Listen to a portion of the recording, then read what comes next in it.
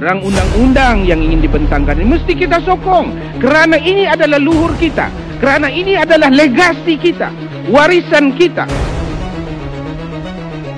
Untuk wilayah persekutuan dan juga Timbalan Mufti mesti mazhabnya Ahli Sunnah wal Jamaah. Kemudian tafsirkan Ahli Sunnah wal Jamaah itu dengan Al-Asy'ariyah dan Al-Maturidiyah.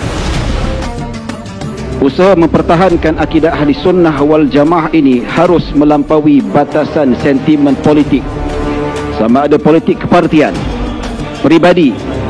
Kalau tengok dekat Facebook, dalam hal agama, semua orang berbicara. Sehingga pembicaraan mufti pun kalah dengan pembicaraan orang-orang di media sosial. Penegasan bahawa Ahli Sunnah wal Jamaah dalam konteks negara Malaysia khasnya dari aspek tauhid dan akidah mestilah merujuk kepada aliran Al-Asy'ariyah wal Maturidiyah. Bila mufti-mufti sepakat sokong RUU Mufti Wilayah Persekutuan tanpa pindaan, kenapa kita masih lagi nak tanya orang lain? Sedangkan urusan RUU Mufti ini datang daripada mufti-mufti. Mereka adalah berbicara dengan dasar ilmu, mereka berbicara dengan bukti, mereka berbicara dengan dalil. Kita sokong mereka. Takbir!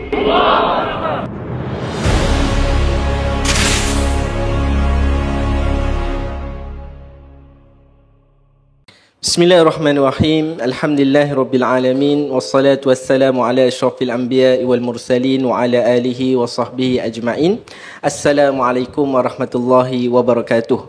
Bersama saya Ustaz Hafiz Zafarani atau Ustaz Haza. Kali ini kita ada satu program khas, program baharu, segmen yang baharu, iaitu sidang santai. Jadi ini suatu kaedah ataupun platform yang barulah, kita nak bincang secara ilmiah dengan santai, dan bersama kita ni pakar dalam bidang masing-masing, dan kebetulan kita menghadirkan wakil daripada negara yang berbeza. Jadi di sebelah kanan saya Kiai Nur Hidayat daripada Indonesia, dan sebelah kiri saya Ustaz Nodrus yang asal daripada Singapura, dan di sebelah Kiai ada Ustaz Nur Adam Iman. Nur ada depan? Tak ada. Oh, tu tukang yang Ustaz Nur terus. Ustaz ada. Nur ya. Sudah cukup Nur. Sekarang ada Nur, masya-Allah. Nanti Anwar nanti. Anwar. Jadi Ustaz ada Iman daripada Malaysia lah, wakil Malaysia. So kita ada 3 panel kita. Hari ni kita punya saya host sahaja, masya-Allah. Host sahaja, tak boleh jadi panel, tak sampai tahap lagi. Okey, hari ni kita ada satu topik yang kita nak bincangkan, iaitu akidah ahli hadis antara salafus salih dan salafiyah. Ini yang kita rasa kita nak bincang lebih terperinci lah, kerana ada beberapa dakwaan yang menyandarkan diri kepada ahli sunnah. Tak lekat nak sandar pada ahli sunnah, sandar pada salafus salih. Tak lekat nak sandar pada salafus salih, sandar ahli hadis pula. So itu yang kita nak bincang lah, Ustaz. Untuk kita nak buka majlis ni, kita santai saja. Ustaz nak tegur, nak tambah apa semua, tak ada masalah. Cuma hari ni kita nak mulakan dengan Kiai lah, berkenaan dengan apakah maksud ahli hadis tu sendiri. Adakah ahli hadis tu, makna bila kita sebut ahli hadis, dia manhaj fiqh ataupun dia manhaj akidah, atau apa sebenarnya maksud ahli hadis? Adakah Asy'ariyah Maturidiyah itu sebenarnya berbeza, clash dengan ahli hadis? Silakan Kiai. Bismillahirrahmanirrahim. Alhamdulillahirabbil alamin wassalatu wassalamu ala asyrafil anbiya wal mursalin sayyidina wa maulana Muhammadin wa ala alihi wa sahbihi ajma'in, amma ba'd. Okey, rapatkan sikit mic. Kawan-kawan semua yang dimuliakan Allah Subhanahu wa taala, membincangkan tentang ahli hadis, sebenarnya tak ada beza kita bincang ahli hadis, ahli kalam, ahli fikah. Jadi kalau ahli fikah ya berarti mereka atau ulama-ulama yang memang mahir, pakar di bidang fikah. Ulama ahli kalam ya bermakna mereka ulama-ulama yang pakar di bidang ilmu kalam.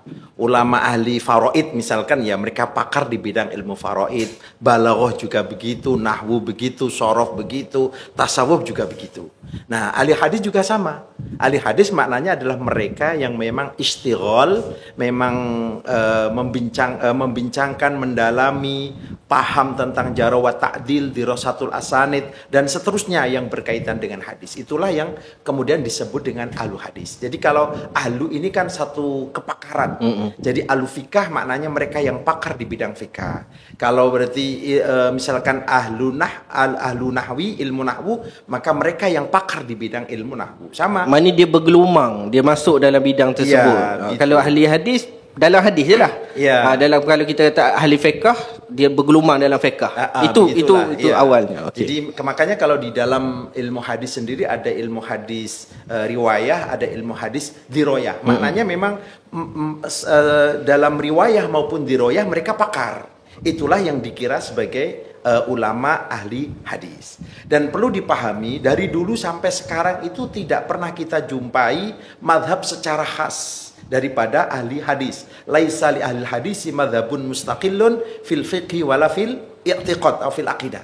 Itu hampir kita sepakati itu. Jadi tak ada madhab khas fikah ahli hadis, tak ada madhab khas ahli hadis pada bidang akidah. Ini yang perlu kita pahami. Jadi kalau membenturkan atau menghadap-hadapkan antara ahli hadis dengan Asy'ariyah ini sebenarnya tak betul, tidak nyambung. Maka kita perlu paham sejarah juga. Kalau dalam fikah kita kenal namanya perseteruan antara ahlul hadis dengan ahlul ra'yi. Maka dalam akidah itu juga ada pernah perseteruan masa salaf sebelum lahirnya Imam Abul Hasan Al-Asy'ari, yakni antara mereka yang mengikuti mazhab ahli hadis dan ahlul kalam.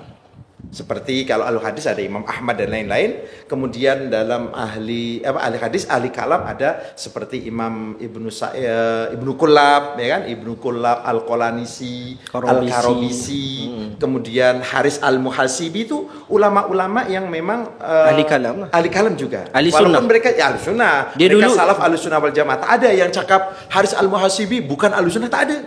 Tak ada kan? Walaupun ada perseteruan juga. Perbedaan. Khilaf. Jadi itu makanya dalam satu kitab dikatakan begini. Ada Masdarut Talaqi. Masdarut Talaqi itu sumber akidah. Kalau sumber akidah itu semua bersepakat daripada Al-Quran dan Al-Hadis. Masdarut Talaqi dalam akidah ini maksudnya. Ada lagi Manhajul Istidlal. Manhaj Istidlal fi ta'yidil aqaid. Manhaj berdalil atau dalam menguatkan akidah. Nah ini berbeza. Ada yang memang mengikut metode ahli hadis, bermakna dia hanya mencukupkan diri dengan Al-Quran, hadis dan ijma, menghindari metode dalil-dalil ilmu kalam. Tapi juga ada yang menguatkan akidah salaf ahlussunnah wal jamaah melalui metode-metode dalil-dalil logik atau rasionalitas. Mereka akidah mereka sama. Akidah mereka sama, secara usul akidah sama. Walaupun mungkin ada perbezaan dalam furu akidah, daqaiqul akidah, manhajul istidlal, ya, tapi secara usuluddin, usul ahli sunnah wal jamaah mereka sama. Jadi kalau misalkan ada yang membenturkan antara ahlul kalam dengan ahlul hadis itu juga tak betul. Karena secara usul akidah mereka sama. Mereka beza dalam manhajul istidlal. Ini sebelum munculnya Imam Abul Hasan Al-Asy'ari. Nah, selepas munculnya Imam Abul Hasan Al-Asy'ari, di antara kelebihan Imam Abul Hasan Al-Asy'ari, maziyah keistimewaan kan, beliau jame' bainahuma antara madhab al-hadis juga madhab alul kalam. Alul kalam ini kita bincang bukan alul ra'yi, kalau bukan fikah. Biasanya bincang fikah kan gitu. Alul kalam menadhar. Makanya manhajnya Imam Asy'ari boleh diterima oleh siapapun. Bahkan Imam Ibnu Asakir mengatakan bahwa manhaj Imam Asy'ari adalah manhaj muhaddisin. Beliau juga imamul muhaddisin. Bermakna Imam Asy'ari ini memiliki metode yang betul-betul ini boleh merangkumi semua manhaj al-hadis dan manhaj ahlul kalam. Sehingga metode beliau boleh diterima oleh semua kalangan. Dan ada satu ulama mantan salafi wahabi, yakni Syekh Abdul Fattah bin Qutaish al-Yafi'i, ulama Yaman, Yafi. Beliau mengatakan dalam satu kitabnya itu setelah munculnya Imam Asy'ari dan Imam Maturidi, seakan-akan tak ada ulama yang tidak Asy'ari maupun Maturidi. Ini kalau saya cakap ini maknanya majority ulama, sama ada muhaddisin, mufassirin, fuqaha, usuliyin dan lain-lain. Ini kalau tidak Maturidi ya Asy'ari. Kan begitu. Bermakna metodnya Imam Asy'ari, metodnya Imam Maturidi ini betul-betul diterima semua kalangan, termasuk kalangan ahlul hadis. Jadi tidak betul kalau misalkan apakah berbeza metodnya ulama ahlul hadis dengan Asy'ariyah. Ya, ini tidak nyambung kata Ustadz kita Nur Drus kan. Ini tidak nyambung. Makanya kalau dalam Asy'ariyah sendiri, kalau ulama kita mengatakan ada yang ahlul kalam, tapi juga ada yang ahlul hadis. Contoh Imam Nawawi, beliau bukan ahlul kalam, beliau lebih cenderung kepada ahlul hadis, tapi beliau mengiktiraf ilmu kalam. Dalam kitabnya Radhatul Talibin beliau mengatakan, menukil perkataan dari Imamul Haramain, beliau mengatakan memang ilmu kalam tidak dipelajari oleh para sahabat. Andai umat Islam masa kini masih seperti yang dulu, kami akan melarang orang belajar ilmu kalam. Tapi bid'ah ini sudah merajalela. Sudah datang ke bid'ah, mau bid'ah tatsim, bid'ah tasbih, bid'ah taktil, sudah kemana-mana. Sudah menyebar di kalangan masyarakat atau muslimin. Maka ilmu kalam menjadi sangat penting dipelajari. Beliau mengatakan, kalau ilmu kalam dikira sebagai ilmu fardu kifayah, ini betul. Walaupun kita tidak pernah tengok taklif daripada Imam Nawawi berkaitan dengan ilmu kalam, karena beliau memang takhusus atau konsentrasi di bidang fikih dan ilmu hadis. Tidak pernah kan kita jumpai seperti Imam Sanusi yang tulis kitab akidah ilmu kalam metodenya, kan tidak. Tapi beliau mengiktiraf. Jadi dulu pernah ada salah satu ulama yang pernah belajar di Azhar, kemudian pernah mengajar di Indonesia, tak payah itu sebut nama beliau. Beliau itu dulu Ahlussunnah wal Jamaah, Syafi'i Ahlussunnah wal Jamaah, tapi sekarang cenderung ke Taimiyah. Oh iya. Pernah berdebat dengan kawan-kawan kita, beliau nukil perkataan Imam Nawawi. Beliau katakan Imam Nawawi tidak mengiktiraf ilmu kalam. Imam Nawawi tidak mengiktiraf ilmu kalam, bahkan menyesatkan mutakalimin, ahli kalam. Tidak betul, ini tidak terbukti dalam Radhatul Talibin itu beliau mengatakan bahwa ilmu kalam fardu kifayah dipelajari untuk sekarang ini. Jadi kadang-kadang orang ini keluar daripada Ahlussunnah wal Jamaah karena, mohon maaf, ketidaktahuannya. Ketidaktahuannya sehingga dia keluar daripada Ahlussunnah wal Jamaah. Dan ini bahaya. Ketidaktahuan ini menjadi puncak orang menjadi tersesat ini seperti ini. Dia masalah orang awam tu, dia macam tertipu dengan dakwaan Imam Syafi'i sendiri itulah ahli kalam ni. Kita kena paham, ilmu kalam itu ada ilmu kalam yang mahmud, ada ilmu kalam yang madmum. Ya. Oke, ada yang mahmud. Mahmud itu maknanya ilmu kalam yang selari dengan Al-Quran dan Al-Hadis. Ilmu kalam yang madmum itu bermakna bercanggah dengan Al-Quran dan Al-Hadis, seperti ilmu kalamnya Mu'tazilah dan lain-lain. Nah, Imam Syafi'i mengkritik, mentohmah ilmu kalam itu ditahmil, ditaujih oleh para ulama, maksudnya adalah ilmu kalam yang madmum. Atau beliau mengkritik ilmu kalam yang saat itu belum diperlukan. Karena ilmu kalam itu seperti obat. Ilmu kalam itu seperti vaksin. Ketika kita tidak memerlukan karena syubhat tidak ada, maka tak payah kita belajar ilmu kalam. Itu kata ulama ya, Imam Subki, Imam Taqiyuddin As-Subki semacam itu. Tapi Imam Al-Ghazali. Jadi ilmu kalam itu seperti vaksin. Menjadi perlu, menjadi penting ketika syubhat, propaganda, akidah ini bid'ah sudah menyebar. Penting sekali kita mengobati penyakit-penyakit ini dengan ilmu kalam. Andai mereka ini akidah mereka bersih seperti masa sahabat, tak payah kita belajar ilmu kalam. Jadi ada kemungkinan dua, yang dikritik adalah ilmu kalam yang madmum, ada kemungkinan yang dikritik adalah ilmu kalam saat itu belum diperlukan. Tapi ingat, Imam Ahmad bin Hanbal pernah mengkritik habis ilmu kalam. Tapi kalau kita tengok ulama-ulama Hanabilah, akhir daripada hayat beliau mengiktiraf ilmu kalam. Saya boleh buktikan banyak. Nukilan-nukilan daripada ulama Hanabilah yang pada akhir hayat beliau, berarti beliau punya dua madhab lah. Madhab pertama memang menolak ilmu kalam. Mazhab kedua, beliau mengiktiraf ilmu kalam. Kita boleh buktikan. Saya sudah baca beberapa kitab akidah Athariyah.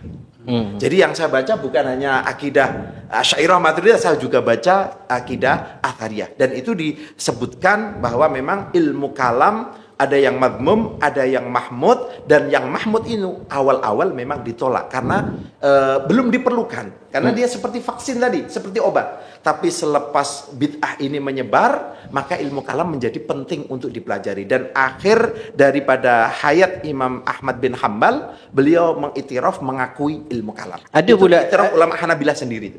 Ada pula yang kata kalau betul Imam Ahmad tu iktiraf ilmu kalam, kenapa ramai kemudian Hanabilah tu menjadi gulat Hanabilah?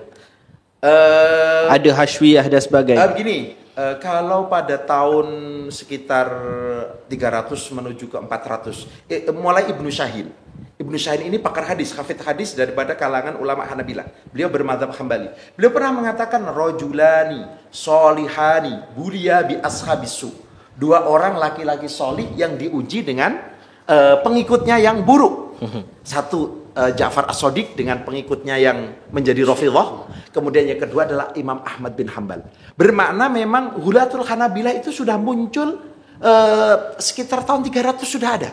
Kita tengok perseteruan antara Imam Ibnu Jarir At-Tabari dengan Ghulat Hanabilah yang rumahnya sampai di lempari batu. Oh, tu ramai tak tahu tu Kiai. Boleh Kiai cerita.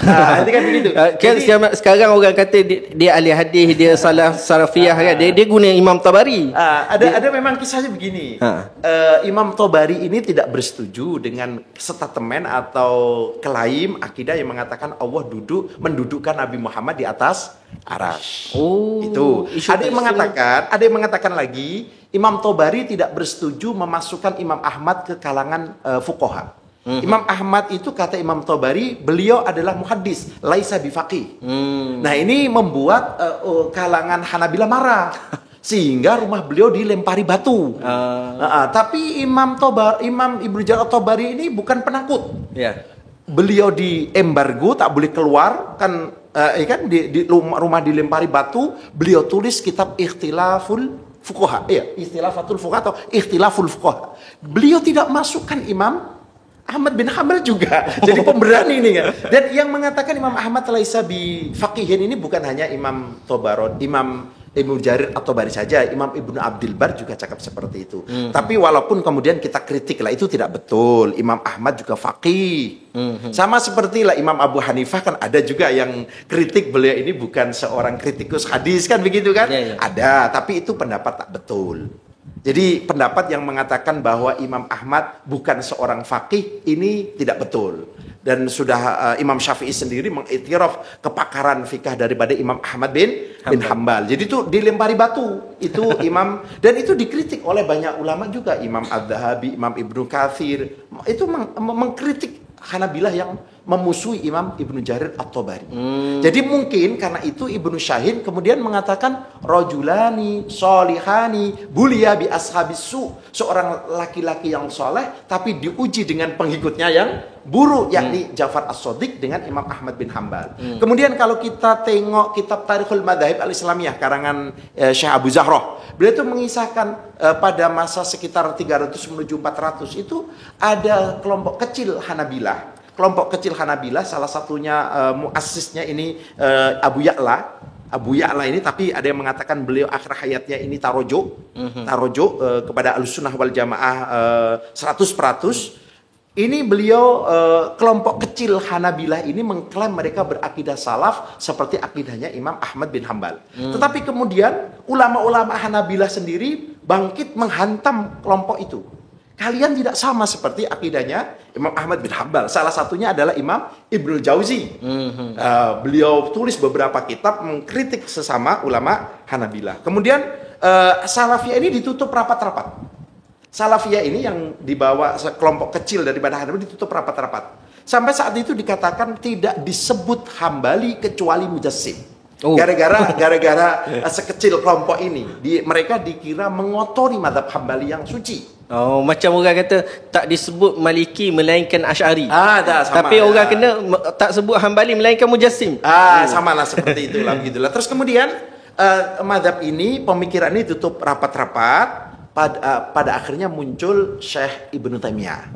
Beliau ulama hebat, kita mengakui, mengiktiraf keulamaan beliau, kita akui. Tetapi memang ulama Ahlussunnah wal Jamaah itu kan terbagi menjadi dua. Ada yang memang menyesatkan mutlak, bahkan mengkafirkan, walaupun mungkin kita tak bersetuju juga kan kalau sudah mengkafirkan, tapi ada yang lebih soft, lebih mu'tadil, seperti Al-Hafidz Ibnu Hajar Al-Asqalani. Ya, beliau ulama hebat, tapi kedua kelompok ini sepakat lahu bid'aun wa dhalalat, memiliki bid'ah dan kesesatan. Yang kata Imam Abu Zur'ah Al-Iraqi, Al-Hafidz Abu Zur'ah Al-Iraqi, putra daripada Imam Al-Iraqi, Abdurrahim Al-Iraqi, beliau mengatakan Ibnu Taimiyah ini punya pendapat fikah dan akidah bercanggah dengan ijma, ada sekitar 60 ijma. Banyak. Tapi bukan bermakna beliau ini terus kemudian menyesatkan, mengkafirkan, dan bukan. Tapi beliau hormat, tapi kita mesti mengakui bahwa memang Ibnu Taimiyah memiliki bid'ah dan dhalalat, kesesatan. Itu yang dikatakan oleh ulama-ulama kita. Berbeza dengan pengikut beliau, apalagi ulama-ulama Salafi ya. Ibnu Taimiyah ini disokong 100%. Maka itu ada testimoni, ada statement daripada mantan Salafi Syekh Abdul Fattah bin Qudus Al-Yafi'i. Beliau dalam kitabnya ada, saya boleh tunjukkan kalau memang diperlukan. Beliau mengatakan Ibnu Taimiyah ma'ajalatihi, beliau itu dikira seperti nabi. Bukan dikira seolah-olah kedudukan. Kalau perkataan Imam Syafi'i ditolak, perkataan sahabat pun ditolak. Ya kan, tabarruknya Sayyidina Abdullah bin Umar, ya kan, itu ditolak juga. Katanya sahabat senior tak buat dan seterusnya. Tapi kalau sudah kata Ibnu Taimiyah, sami'na wa ata'na. Seakan kan begitu kan? Bahkan pendapat Ibnu Taimiyah yang bercanggah dengan salaf pun mereka akan sokong habis-habisan. Itu taksubnya luar biasa ini. Jadi Ibnu Taimiyah bolehlah kita katakan termasuk Hulatul Hanabilah. Tapi beliau seorang ulama yang alim, kita akui itu. Kita tak pernah pelekehkan Ibnu Taimiyah, cuma apa yang menjadi masalah tu adalah dari segi fiqahnya, akidahnya yang tak boleh kita nafikan. So kita nak pergi pada Ustaz Nudrus pula lah. Jadi makna Kiai dah buka pada kita tentang siapa ahli hadis, dan juga kita dah pergi ke arah yang lebih luas, iaitu rupanya daripada ahli hadis imamnya adalah Imam Ahmad bin Hanbal. Kemudian Hanabilah jadi ada dua, Fudalat dengan Ghulat, yang mana Ibnu Taimiyah salah satu imam yang dikatakan Ghulat Hanabilah. Jadi di Malaysia, Ustaz dah datang di Malaysia secara melibatkan diri dalam dakwah dan sebagainya, dan Ustaz pun dah terlibat dengan so-called ahli hadis di Malaysia lah. Wujudkah ahli hadis di Malaysia? Ramai yang mendakwa diri mereka ni ahli hadis ataupun ahli asariyah dan sebagainya. Benarkah akidah yang mereka praktikkan itu sebenarnya akidah ahli hadis seperti ulama-ulama hadis dahulu? Baik, bismillahirrahmanirrahim. Alhamdulillah, salatu wassalamu ala Rasulillah wa ala alihi washabihi wa man wala. Terima kasih kepada Ustazah, kepada rakan-rakan panelis sekalian. Sebenarnya saya rasa ada seorang lagi panel yang kena ada dengan kita, tetapi saya rasa dia agak kesusahan untuk sampai ke sini. Dia duduk bukan di Semenanjung, tapi di Malaysia. Dr. Omar Muhammad Nur. Ya, betul. Ini bagi saya adalah bidang beliau. Tapi idza ghabal ma sahat tayammum. kita tayammumnya. Padahal dia dah. Dia sepatutnya ada. Tapi tak apa. Kita usaha apa yang kita termampu, insya-Allah. Kalau cerita pasal ahlul hadis dekat Malaysia ini, ahlul hadis di mana-mana ada sebenarnya. Kan? Tetapi yang menjadi perbahasan kita adalah ahlul hadis yang bermazhab Ahlussunnah wal Jamaah. Ada ahlul hadis Mu'tazilah, ada ahlul hadis liberal, ada ahlul hadis Syiah, ada ahlul hadis bermazhab-mazhab yang berbeza-beza. Tapi ahlul hadis yang bermazhab Ahlussunnah wal Jamaah, kita masih meragukan lagi. Kenapa meragukan? Terdapat kelompok yang mengaku mereka ahlul hadis. Tetapi apabila kita teliti akidah yang mereka sokong ataupun mereka bawa ataupun mereka pertahankan, kita lihat dia tidak sama dengan akidah Fudalaul Hanabilah, bahkan cenderung kepada Ibnu Taimiyah. Cenderung kepada pemikiran Ibn Taimiyah. Bila bahas isu tafwid contohnya, kan? Tafwid yang mereka bawa adalah versi Ibn Taimiyah, iaitu tafwidu al-kaifiyah. Bukan tafwidul makna. Mereka kata mereka tahu makna, tapi kaifiah tak tahu. Bila bahas isu syirik, tauhid juga cenderung kepada tauhid 3. Ibn Taymiyah. Bila bahas isu khalqul Quran contoh, yang diambil juga adalah pandangan Ibn Taymiyah. Kan? Tetap walaupun Ibn Taymiyah sebenarnya mengatakan bahawa huruf Al-Quran itu adalah hadis. Ini hakikat yang ramai Salafi tak tahu. Ibn Taymiyah mengatakan bahawa huruf-huruf Al-Quran itu, rangkap Al-Quran itu, nazam Al-Quran itu adalah hadis. Dan di dalam istilah kita adalah makhluk. Ya. Tetapi sangkaan mereka, Salafi yang dibawa oleh Ibn Taymiyah ini adalah Quran itu ghair makhluk. Bagi kami, kalau ikut apa yang Ibn Taymiyah kata, sebenarnya dia mengatakan Quran itu makhluk. Sebenarnya, mengikut istilah kita. Tapi dia tak guna istilah makhluk, dia guna istilah hadis. Karena membezakan antara hadis dan Makhluk, betul. Bagi dia, hadis itu sesuatu yang tercipta di dalam zat Allah. Makhluk itu sesuatu di luar zat Allah Subhanahu wa ta'ala. Jadi boleh berlaku hadis pada Allah Ta'ala. Boleh berlaku hadis dalam zat Allah Subhanahu wa ta'ala. Hululul hawadis fi zatillah itu bagi Salaf tak pernah cakap macam tu. Salaf tak pernah cakap. ijma, ijma Ahlussunnah maupun bukan Ahlussunnah. Sebab itu ini mazhab Taimiyah ni. Kita kena popularkan istilah mazhab Taimi dan kita kena pisahkan salaf dengan Taimiyun ataupun Taimiyah. Dan mereka juga harus gentleman enough, be frank, kan? Kalau kamu menjadikan dia sebagai tokoh mazhab kamu, sebutlah kami Taimi. Betul tak? Dan kamu sendiri tahu ada pandangan-pandangan Ibn Taymiyah yang tidak selari dengan pandangan salaf. Ya, contoh kan Allah wa lam yakun syai' ma'ahu. Kan? Hadis tersebut bagaimana Ibn Taymiyah mentakwilkannya. Nak belajar takwil, tak payah belajar dari Asy'ariyah, belajar takwil daripada Ibn Taymiyah. Bagaimana dia menetapkan ada hawadis la awalah ataupun qidam nau'i. Beritahu kami mana salaf yang bawa pemikiran seperti itu. Ahli hadis pun tak ada Ahli seorang. hadis pun tak bawa benda tu. Itu falsafah. Itu falsafah. Betul. Falsafah itu sebenarnya. Itu falsafah. Jadi siapa yang ikut Aristotle sebenarnya kan? Kita kena tanya soalan itu. Baik. Ramai yang tadi Ustaz tanya, ramai yang dakwa diri mereka sebagai Asy'ariyah atau ahli hadis. Benarkah mereka praktik? Kita dah tunjukkan tadi tidak. Cuma Ustaz Nur Hidayat dah cerita panjang berkenaan dengan ahlul hadis tadi. Saya nak bawa satu mungkin kejutan lah kepada kawan-kawan Salafi kita. Sebab bila sebut ahlul hadis, mereka kata, oh kami ahlul hadis, kamu Asy'ariyah. Macam Ustaz kata tadi, berlaku pemisahan. Maksudnya Asy'ariyah tu bukan ahlul hadis. Hakikatnya adalah bila disebut ahlul hadis, yang pertama keluar sebenarnya Asy'ariyah. Ya. Khususnya bila kita lihat selepas zaman Imam Abu Hasan Al-Asy'ari. Bila sebut ahlul hadis, humul Asy'ariyah wal Maturidiyah. Betul. Cumanya ahlul hadisnya Asy'ariyah ni adalah nuzaru ahlul hadis yang disebut oleh Ibn Fura. Ibn Fura mengatakan bahawa Asy'ariyah ini, Imam Abu Hasan Al-Asy'ari, kita adalah memperjuangkan hadis Nabi SAW, tetapi dengan pendekatan nazar. Dia ada ruwatu ahlul hadis, ada nazar ahlul hadis. Kan? Dia pendekatan, bukan usul berbeza. Ini orang kena faham. Ada orang menganggap apabila strategi berbeza menunjukkan manhaj itu berbeza. Tidak. Usul mazhab sama, tapi ada yang memilih untuk tidak berdebat, ada yang memilih untuk berdebat. Hanya kerana A berdebat, B tidak berdebat, adakah mereka berbeza mazhab? Tidak. Berbeza strategi, tetapi usul mazhab itu sama. Izinkan saya menyebut nama-nama ulama-ulama hadis. Boleh. Selepas zaman Imam Abu Hasan Al-Asy'ari. Supaya mereka-mereka yang nak belajar hadis ataupun pernah belajar hadis, saya ingatkan kembali siapakah tokoh-tokoh ini. Dia nampak nama tu bila belajar hadis, tapi dia tak sedar tu Asy'ariyah. Dia tak sedar. Kalau bukan Asy'ari, Maturidi. Kan? Dan kalau bukan Asy'ari, bukan Maturidi pun, mereka bukan Taimi. Mereka bukan Taimi. Al-Imam Ad-Darqutni, Al-Imam Al-Hakim, Al-Imam Hafiz Al-Baihaqi, Al-Imam Al-Khatib Al-Baghdadi. Okay. Siapa lagi? Abul Qasim Ibn Asakir, Al-Imam Al-Khattabi, Al-Hafiz Abu Nu'aim Al-Asbahani. Asy'ari. Al-Asy'ari. Lawan Ibn Mandah. As-Sam'ani. Kita boleh masukkan As-Sabuni juga. Sabuni. Itu nanti Anda ada bentang Sabuni Asy'ari. Sabuni Asy'ari. Oh, malah ada banyak di internet.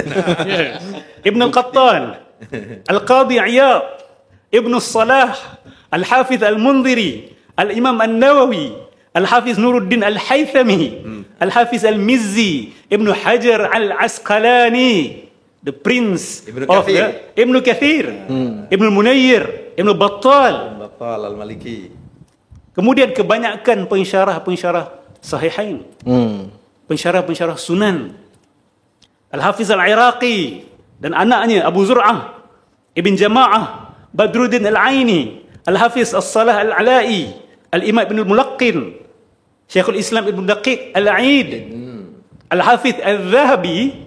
Okey, kita sertakan Al-Zahabi. Al-Zahabi itu Dia bukan Taimi. ya bukan Taimi, betul. Dia mengkritik Ibn Khuzaimah. Betul. Walaupun dia anak murid Ibn Taymiyah. Bahkan dalam bayan Zaghrul Ilm dia kritik Ibn Taymiyah. Oh ya. Al-Zahabi. Dalam bayan Zaghrul Ilm. Oh ya betul. Dia Tapi kritik Ibn Taymiyah. ada yang menafikan lah. menyaksikan. Tapi Menafikan sebenarnya itu nisbah. sabit lah. Ya. Sabit itu karangan. Ada yang menafikan. Cuma kita lihat manhaj dia. Manhaj. Bagaimana dia melihat takwil. Dia ada kalam-kalam mufawwid. yang dia mufawwid. Ya, jelas. Dia mufawwid. Dan dia mengkritik Ibn Khuzaimah, pemilik kitab Tauhid, sebagai mengatakan bahawa dia mughalin fil itsbat. Dia melampau di dalam itsbat. So ada kategori orang mengatakan Az-Zahabi ahlul hadis, Ibn Khuzaimah bu ahlul hadis. Tapi lihat, di kalangan ahlul hadis juga terdapat perbezaan dan kritikan. Kita tak habis lagi senarai. Al-Hafiz Ibn Nasiruddin Ad-Dimashqi, Al-Hafiz Ibn Kathir. Walaupun Ibn Nasiruddin Dimashqi ada puji Ibn Taymiyah. Ada Tapi puji, dia ya. bukan. Dia bukan. Al-Wafir. Ya. Dia sebenarnya kita nak baru kata puji Ibn Taymiyah. Anda rasa anda baru puji Ibn Taymiyah tadi. Tak, ini yang orang-orang Orang tak Wahabi- perasan, Ini ha. orang-orang Wahabi guna hujah. Maksudnya dia ada puji, so dia Taimi. Nampak tak? Macam ada orang puji Muhammad bin Abdul Wahab. Macam saya pernah debat dulu. Duk bawa kalam orang duk puji Muhammad Abdul Wahab. Tak mesti dia setuju. Pujian bukan makna bersetuju dengan pegangan atau perjuangan dia. Manhaj Asy'ariyah mengajar kita supaya mengiktiraf Insaf. sahibul khair fi khairi. Betul tak? Yang baik, yang betul kita sepakat dan kita setuju. Min barakatil ilmi al-insafu. Nah. Jadi kalau sudah tidak berlaku insaf, kita tidak diberi ilmu berkat oleh Allah Subhanahu wa taala. Sebab insaf tu Ustaz ada iman ada dengan kita ni. Kalau tak insaf kita perang nanti. Ada iman akan melibas nanti. Kita melambung je. Lambung kita tunggu. Makanya gini Ustaz, yang dalam takrid Al-Hafidz Ibnu Hajar Al-Asqalani dalam Ar-Raddul Wafir, itu beliau mengatakan kurang lebihnya hendaklah ada rojul yang akil, yang punya akal, yang cerdas untuk menghimpun kalam-kalam fatwa Ibnu Taimiyah yang sesat, yang bercanggah dengan ijma' dan lain-lain, kemudian dibantah untuk nasihat kepada muslimin muslimat. Ini yang tidak diviralkan. Bahwa Imam Ibnu Hajar memang mengiktiraf keilmuan daripada Ibnu Taimiyah. Tapi mereka ramai juga yang tak tahu bahwa Imam Ibnu Hajar juga mendorong orang-orang yang cerdas untuk menghimpun kalam-kalam Ibnu Taimiyah untuk dibagi tahu kepada masyarakat muslimin bahwa ini perkataan yang silap dan jangan diikuti.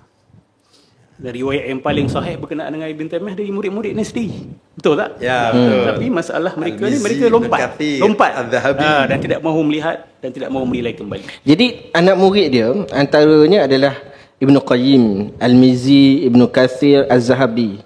3 yang lain tak ikut dia. Betul. Ibn Qayyim seorang yang tinggal. Tak boleh sahkan benda tu? Ibnu Qayyim dan Ibnu Abdul Hadi. Tapi Ibnu Abdul Hadi itu dalam akidah kurang populer dia. Tak, nama Kurang popular. dia orang pun tak guna nama tu. Salafiyah pun tak guna nama tu. Tak guna. Memang kurang populer lah dalam akidah beliau. Siapa yang popularkan Ibn Taymiyah kembali? Muhammad bin Abdullah. Itu pun kita kena cerita nanti. Tapi Ustaz izinkan Ana. Sila. Mungkin ada orang yang akan berkata, macam mana kita nak menilai kritikan para ulama ni pada satu sama lain. Contoh. Kita ambil pengalaman ahlul ra'yi dengan ahlul hadis tadi yang Ustaz dah timbulkan. Kita tak dapat nafikan bahawa Imam Ahmad ada kalam-kalam yang keras ke atas Imam Abu Hanifah. Ini riwayat-riwayat yang sahih. Apa yang dia kata? Mazilna nal'anu ahlul ra'yi wa yal'anunana. Hatta ja'a Syafi'i fajama'a bainana atau famazzaja bainana. Bagi anak ini adalah satu period sejarah yang sangat penting, yang besar pengajaran untuk kita. Imam Ahmad apabila memenai Imam Abu Hanifah kerana manhaj yang kelihatannya berbeza, berlaku sedikit kalam-kalam yang keras daripada kedua-dua manhaj ini. Tetapi bila datang Imam Syafi'i radhiyallahu anhu, apa yang Imam Syafi'i buat? Dia bukan mengambil kalam Imam Ahmad sahaja dan melihat ni sebagai hitam ataupun putih, ataupun melihat kalam Imam Abu Hanifah atau Muhammad bin Hasan Al-Shibani, guru dia, sebagai hitam atau putih. Apa yang Imam Syafi'i buat? Dia buat gabungan. Di situ timbul usulul fiqh. Dan usulul fiqh yang dibawa oleh Imam Syafi'i adalah menggabungkan nas dengan akal. Dan kenapa rata-rata Asy'ariyah adalah Syafi'iyah? Sebab manhaj dia sama. Dalam memahami fiqh, dalam memahami akidah. Dalam memahami akidah. Maksud dia gabungan nas dengan akal manusia. Jadi manhaj ini kita belajar. Hanabilah yang datang selepas itu tidak menukil pendirian Imam Ahmad tentang Imam Abu Hanifah. Kenapa? Sebab mereka juga berlaku proses evolusi. Mereka tersedar juga. Kita perlulah sebenarnya akal ni.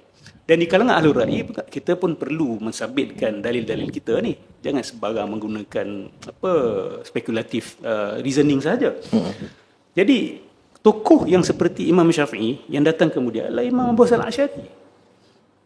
Tetapi ramai di kalangan ahlul yang mengaku sebagai ahlul hadis ni masih terperangkap dalam fasa sejarah itu. Iaitu Imam Ahmad mengkritik ahlul ra'yi. Jadi bukankah sudah disatukan selepas itu? Begitu juga awal-awalnya Imam Syafi'i ada kalam-kalam yang agak keras kepada ahlul kalam sebagai disiplin yang diwakili oleh Mu'tazilah. Tetapi selepas itu berlaku rekonsiliasi yang sama. Kemudian hari, so fasa kedua, kita kata 2.0, Ahli Sunnah 2.0, berlaku rekonsiliasi akal dengan nas kembali. Jadi kenapa hari ini kita nak patah balik ke situ? Dia macam dia nak patah balik pada akuan hadis saja tu. So ini sudah membelakangkan pembelajaran yang telah dilalui oleh ulama. Pembelajaran yang sangat berharga. Sebab ulama pun berlaku proses evolusi. Tengok Imam Syafi'i melalui fasa-fasanya daripada Iraq, lepas tu akhirnya bila di Mesir fatwanya berubah sebab dia melihat keadaan sekeliling, konteks yang berbeza, maka fatwa dia berubah. Begitu juga. Tapi bagi yang menganggap bahawa agama ni semua daripada aspek agama ni terpahat di atas batu, tidak boleh berlaku perubahan, beku, kaku, maka akan terus berlaku persikataan seperti ini. Dan ahlul hadis itu juga berlaku proses evolusi. Itu yang saya nak tekankan. Dan akhirnya telah diwakili majoritinya oleh Al-Asy'ariyah wal Maturidiyah. Di ahlul hadis bukan berbeza dengan jalan Asy'ariyah wal Maturidiyah, tapi ahlul hadis diwakili majoritinya oleh Al-Asy'ariyah wal Maturidiyah. Allahu a'lam. Sampai Imam Subuki pun dia sebut dalam Tabaqat Syafi'iyah, dia kata mazhab Asy'ariyah itu adalah pegangan ahli hadis dulu dan kini. Imam Subuki hidup pada kurun yang ke-8. Maknanya daripada dulu sampai ke zaman kurun ke-8, semua ahli hadis dah masuk Asy'ariyah dah. Dia tak beza dah antara dia dulu orang nampak pertembungan itu. Dan ini yang dibangkitkan pertembungan antara ahli kalam dengan ahli hadis. Tapi selepas pada zaman itu, macam Ustaz sebut, maknanya selepas pada Imam Abu Hasan Asy'ari dah ada penyantuan. Dan sebab itu Imam Subki pada kurun yang ke-8, dulu dan kini ahli hadis adalah Asy'ariyah Maturidiyah. So kita nak pergi pada Ustaz Adam Iman. Okey, mungkin perlu kita viralkan juga. Kita ingat ada Darul Hadis. Ya. Darul Hadis itu yang mewakafkan, mensyaratkan, satu yang mesti mengajar, satu mesti pakar hadis, dua mesti berakidah Asy'ariyah. Siapa yang masuk situ? Siapa yang masuk belajar situ? Ya kan Ibnu Salah, Imam An-Nawawi, Imam Ibnu Katsir, Al-Mizzi. Sempat memang terjadi gaduh. Al-Mizzi betul tak ini Asy'ari? Memang sempat gaduh. Makanya Al-Mizzi itu ketika diangkat menjadi Grand Syekh di Darul Hadis itu, beberapa ulama Asy'ariyah ini tak puas hati.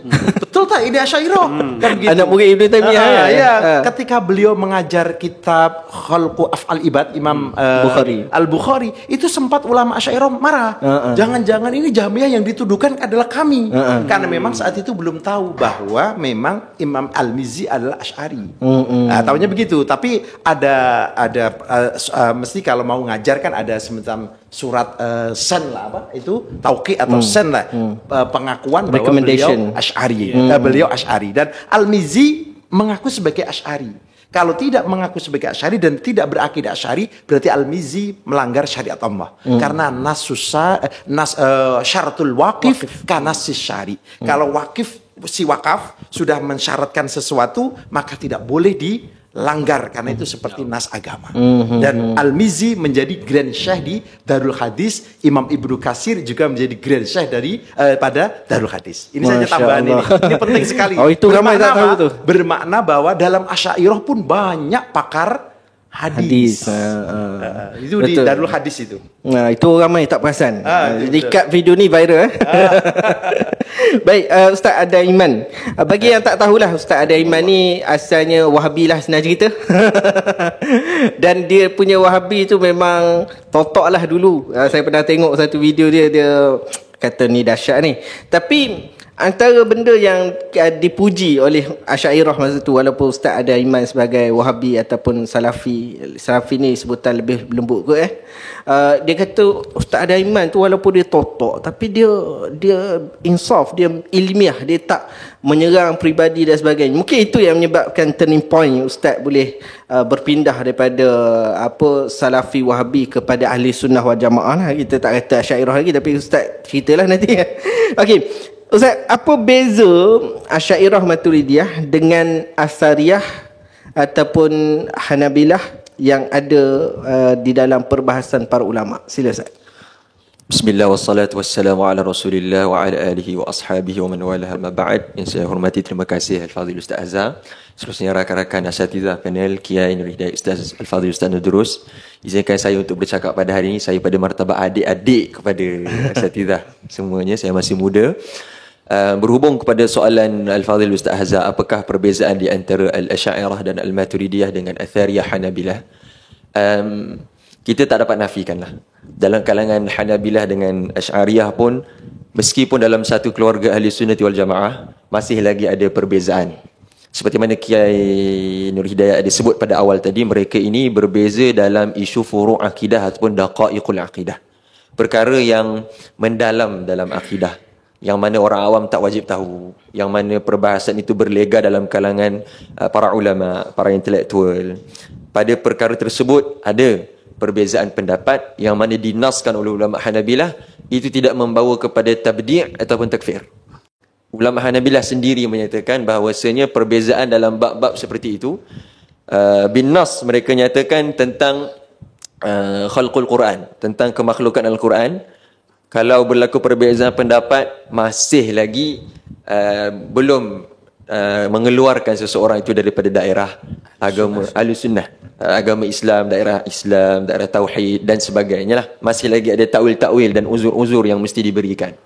Bukan semesti yang mana disebarkan oleh Salafi sekarang, mereka ambil nas salaf. Masalah Salafi sekarang, sebelum masuk kepada soalan Ustaz Azhar, adalah mereka menjadikan nas manusia dalam zaman salaf sebagai wahyu Allah Subhanahu Wa Taala. Nah, ya. Itu masalah mereka. Mereka jumpa satu quote, qala hadatsana. Kemudian mereka kata ini, nampak ni Muhammad kata macam ni. Enta lawan ni Muhammad. Enta mubtadi'. Enta jahmi. Okey, boleh saya tambahkan Ya, sedikit? sila. Ustaz? Kalau kita Ahlussunnah wal Jamaah, asas kita tanzih.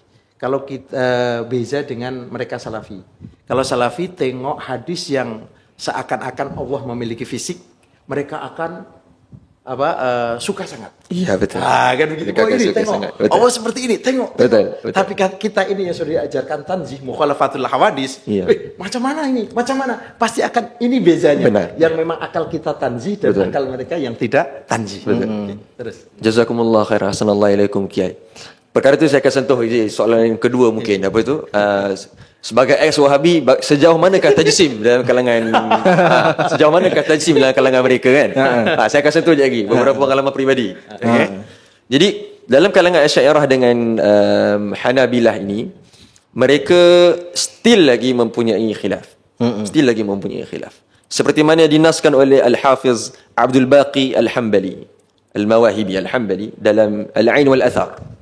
Al-Imam Al-Qadumi Al-Hambali rahimahullah dalam Al-Manhaj Al-Ahmad fima thuliba an al-madhhab al-ahmad min al-masalib, kan, menyatakan bahawasanya kitab muktamad mazhab Hanbali ada dua dalam akidah yang dipelajari, muktamad tadris yang diajarkan, yang menjadi silibus pengajaran. Jadi dalam Asy'ariyah kita ada Ummul Barahin, mungkin kita ada Khairat Bahiyah, kita ada kita Imam Sanusi untuk diajarkan.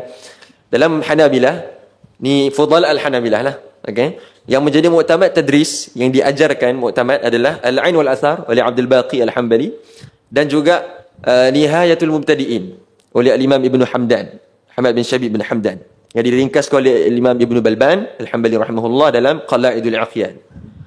Dalam Al-Ain wal Athar oleh Al-Hafiz Abdul Baqi Al-Mawahibi Al-Hambali, dalam fasal kedua, dia menerangkan perbezaan faslun bainana antara Hanabilah dengan Al-Asy'ariyah. Dia mulakan dengan pertama, walaupun kita menegaskan bahawasanya memang Ahlussunnati wal Jamaah terbahagi kepada 3 kelompok. Yang pertama adalah dia Athari kan, so dia startkan dengan Athari lah. Yang pertama adalah Al-Athariyah, iaitu pengikut Ahmad bin Hanbal. Yang kedua adalah Al-Asy'ariyah, pengikut Abul Hasan Al-Asy'ari. Yang ketiga adalah Al-Maturidiyah, pengikut Al-Imam Abu Mansur, Imamul Huda, Abu Mansur Al-Maturidi. Yang cakap tu siapa? Safari ni? Yang cakap itu adalah Abdul Baqi, Al-Hafiz Abdul Baqi Al-Hambali. Awal sebelum As-Safari. Ulama Hambali yang cakap ada 3 itu banyak. Ya, banyak. Sebelum As-Safari ni rahimahullah dalam Lawami' al-Anwar, Al-Hafiz Abdul Baqi Al-Hambali naskan dalam Al-Ain wal Athar. Dalam Al-Ain wal Athar. Pada fasal kedua ni dia membezakan di antara Asy'ariyah dengan Hanabilah. Menjawab soalan Al-Fadhil Ustaz Hazam. Saya ringkaskan isu antara Hanabilah dengan Asy'ariyah ini dengan beberapa mukadimah. Yang pertama, dalam satu keluarga ahli sunnah tak semestinya kita sama sentiasa. Itu satu benda yang perlu ditekankan. Sebab netizen sekarang dia orang akan nampak apa sewajar ni kan, dalam bab Ibn Arabi beza. Contoh Kiai Dek dengan lawan Ustaz Idrus. Round kedua kan? ting-ting. Apa sewajar ni tak teli, tak apa, ini tanakut dan sebagainya. Ya, orang awam dia tak tahu. Maksudnya betapa dalam arena ilmiah ni, akademik boleh sahaja dalam satu aliran berbeza. Boleh sahaja dalam satu aliran berbeza pendapat. Okey. Jadi dalam satu keluarga besar, itu sebagai contoh sajalah kan. Dalam satu keluarga besar Ahlussunnah wal Jamaah masih ada lagi perbezaan pendapat di antara Al-Asy'ariyah dengan Hanabilah. Saya pecahkan kepada 3 hari ini sebagai ringkasan. Yang pertama adalah bab iman. Dalam bab iman, Al-Hanabilah dia meneruskan pendekatan Ahlul Hadis. Macam Ustaz Nodro cakap tadi, Al-Hanabilah, walaupun kita puji dalam kalangan Al-Hanabilah ada yang fudalaul Hanabilah dan ada ahli hadis yang committed dengan Ahlussunnah wal Jamaah ada. Cumanya daripada kami Al-Asy'ariyah sendiri, kita mengkritik itu tidak menghalang kita untuk mengkritik, walaupun kita nyatakan mereka sama keluarga Ahlussunnah. Kita nyatakan mereka masih lagi mahu tersekat dengan episod sejarah yang lama. Fasa lama macam Ustaz Nodro sebut tadi. Iaitu mereka masih lagi meneruskan slogan lama. Okey, mereka masih lagi meneruskan slogan lama dan menganggap itu adalah salaf. Itu adalah pegangan salaf. Contohnya dalam bab iman. Dalam bab iman mereka masih lagi memasukkan iman sebagai iman itu adalah sekali. Iman qaulun wa amal, sekali dalam takrif musamma iman. Okey. Ini meneruskan beberapa approach ahli hadis pada zaman salaf yang mana mereka agak gencar melawan Murji'ah. So mereka masukkan iman, takrif iman tu sebagai perbuatan dan juga perkataan pun termasuk dalam iman. Sedangkan di sisi kita Asy'ariyah, takrifan iman adalah tasdiq. Iman adalah tasdiq. Iman adalah kepercayaan dalam hati. Okey. Yang lain-lain itu adalah kamalat, maksudnya penyempurna kepada iman. Okey, penyempurna kepada iman. Tapi dalam pentakrifan iman, mereka Al-Hanabilah masih lagi meneruskan takrifan Al-Hadis yang lama, iaitu iman adalah qaulun wa amal berdasarkan nas Imam Ahmad dan nas para ahli hadis yang sezaman dengan Imam Ahmad ketika itu, yang sama blok dengan Imam Ahmad. Kena ingat, ahli hadis mereka cuba untuk, terutamanya murid-murid Imam Ahmad yang macam Kiai Hidayat cakap tadi, bulia bi ashabis su. Imam Ahmad diuji dengan ashab yang buruk, iaitu ashab yang mana bercelaru, seperti mana kata Syekh Said Faudah, ada iskaliyat, bercelaru. Okey. Mereka ini cuba untuk merampas title ahli hadis dan mereka khaskan pada Imam Ahmad sahaja semata-mata. Itu usaha yang sedang dibuat. Sedangkan ada sahaja dalam kalangan perawi Al-Bukhari, tak silap saya nama Ishaq bin Ibrahim Al-Hanzali, yang mana dia kata diriwayatkan di dalam siyar, bahkan dalam Siyar Alamin Nubala oleh Al-Hafiz Az-Zahabi, dia kata mabala bi ashabukum, apa kena dengan rakan kalian ni Ahmad bin Hanbal, kan? Qul al-Quran kalamullah waskut, katakanlah Al-Quran adalah kalamullah dan diam, jangan cakap macam Ahmad bin Hanbal. Jadi tuan-tuan dan puan, ahli hadis tidak semuanya ikut Imam Ahmad. Apa yang cuba dibuat oleh Hanabilah sekarang adalah ahli hadis, Imam Ahmad bin Hanbal. Sedangkan realiti macam Kian Hidayat dengan Ustaz Nurul sebut, pada zaman Imam Ahmad tu, oleh kerana dia yang ngetop, kan, dia ngetop maksudnya dia yang paling membawa simbol revolusi lawan kepada Mu'tazilah, so nama dia dinaikkan sebagai Imam Sunnah, sebagai simbol ahli hadis, The face of ahli hadis lah. Sebab itu sebab dia, kerana dia adalah lambang perjuangan ketika itu. Hakikatnya dalam lapangan akademik, bukan dia seorang sahaja yang mewakili ahli hadis. Ahli hadis ada banyak pendapat lain berhubung dengan ayat sifat, berhubung dengan khalqul Quran, yang mana tidak sama dia punya pendapat dengan Imam Ahmad bin Hanbal rahimahullah. Jadi kembali kepada perbahasan iman, Abul Faraj Asy-Syirazi naskan, Abul Faraj Asy-Syirazi Al-Hambali Al-Qadhi sezaman dengan Al-Qadhi Abu Ya'la naskan bahawasanya Hanabilah begini, iman qaulun wa amal. Perkataan dan perbuatan masih lagi dalam musamma iman, khilafan lil Asy'ariyah. Berbeza dengan Asy'ariyah. Jadi masih lagi ada perbezaan. Okay, dalam iman, dalam takrifan iman. Ini amat pentinglah sebab inilah yang menyebabkan Imam Abu Hanifah dicela dalam bab iman. Okay? Tapi Ustaz, ana nak pastikan dulu, mereka tak kata orang yang tak solat tu kafir. ya. Mereka tak kata orang tak kata. Padahal mereka cakap iman adalah amal. Naam.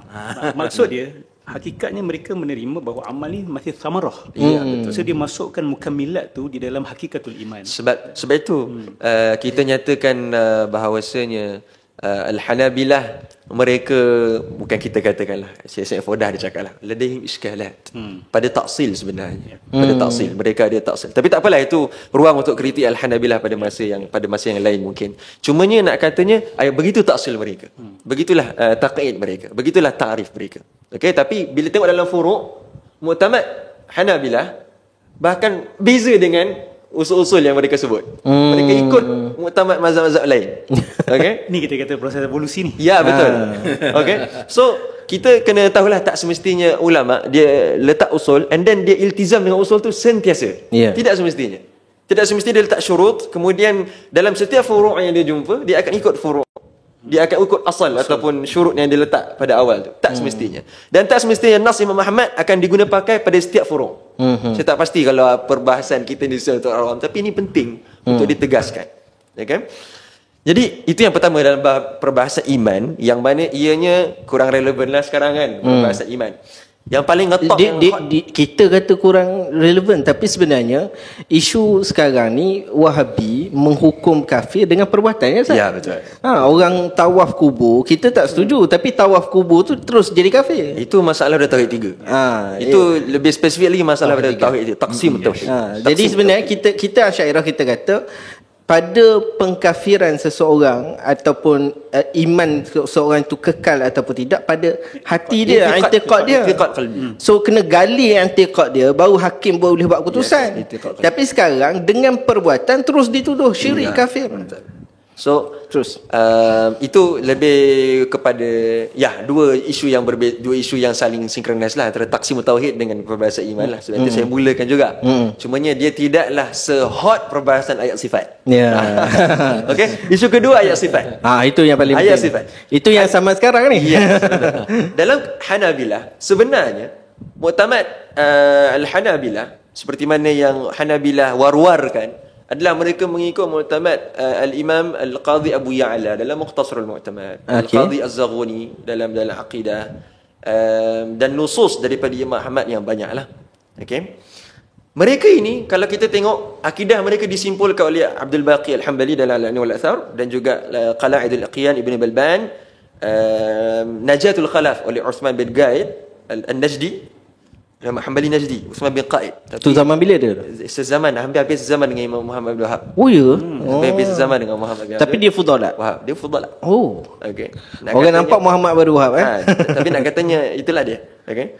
Jadi tuan-tuan dan puan-puan, mereka ini adalah ayat sifat, mereka senada dan seiring, yang mana hakikatnya sama saja seperti tafwid Asy'ari. Sama sahaja. Ustaz tekankan sikit lagi tu Ustaz. Mungkin ada yang tak dengar, tekan. Ya, sama sahaja akidah Hambali dengan tafwid Asy'ari. Mereka kata mereka isbat zahir, okey isbat zahir. Okey. Isbat zahir istawa, isbat zahir istiwa. Zahir lafaz yani. Zahir lafaz. Laisa zahir dan bukan makna. Ada zahir kalam, ada zahir makna lughawi.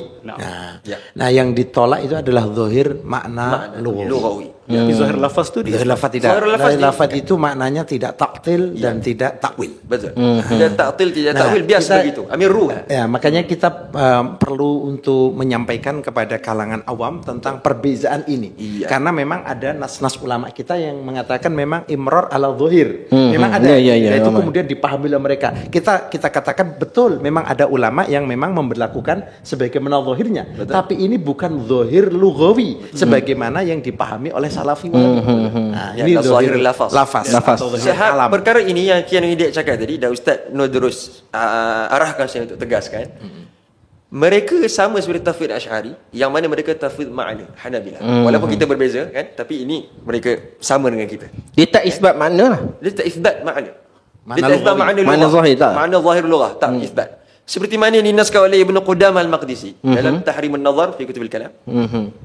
Dan juga dalam Lum'atul I'tiqad. Sampai dalam kalangan Asy'ariyah pun, dalam kalangan Salafiyah pun ada yang kata, oh tak, kita terpaksa mengaku bahawa Ibnu Qudamah mufawwidah. Tapi mereka tolak kan? Tidak semua. Ada majority cuba untuk takwil.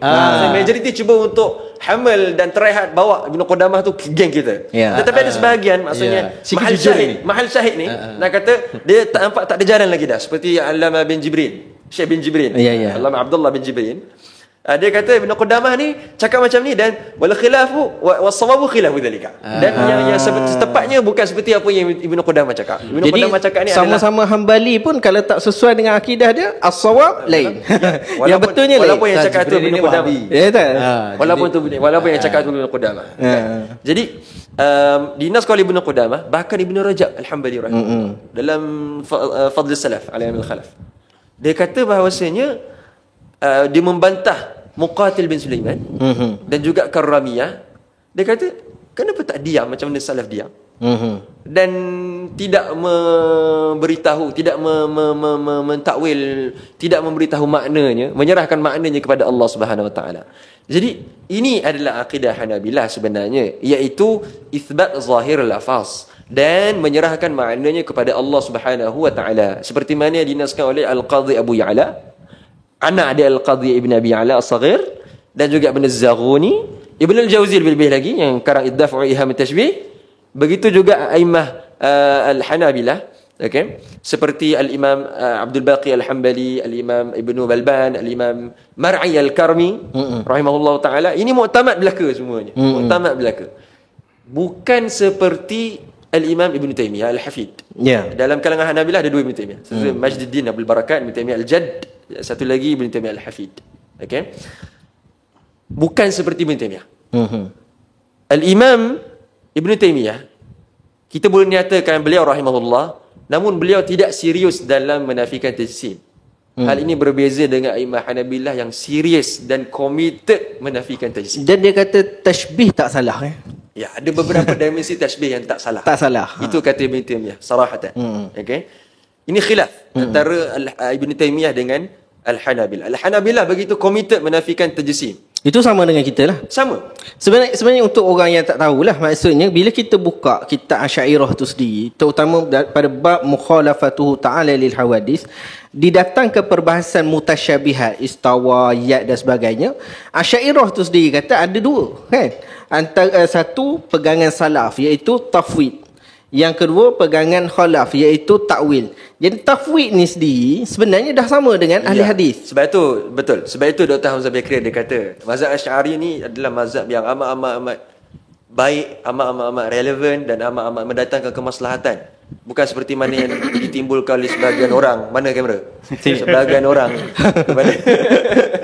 Sebahagian orang yang kata cuba akan membawa Ibnu Tumar, akan membawa keganasan. La, ya akhi. Maksudnya dia merangkumkan dan mensyumulkan semua itijahat, semua approach. Yang tak nak takwil boleh masuk, come on.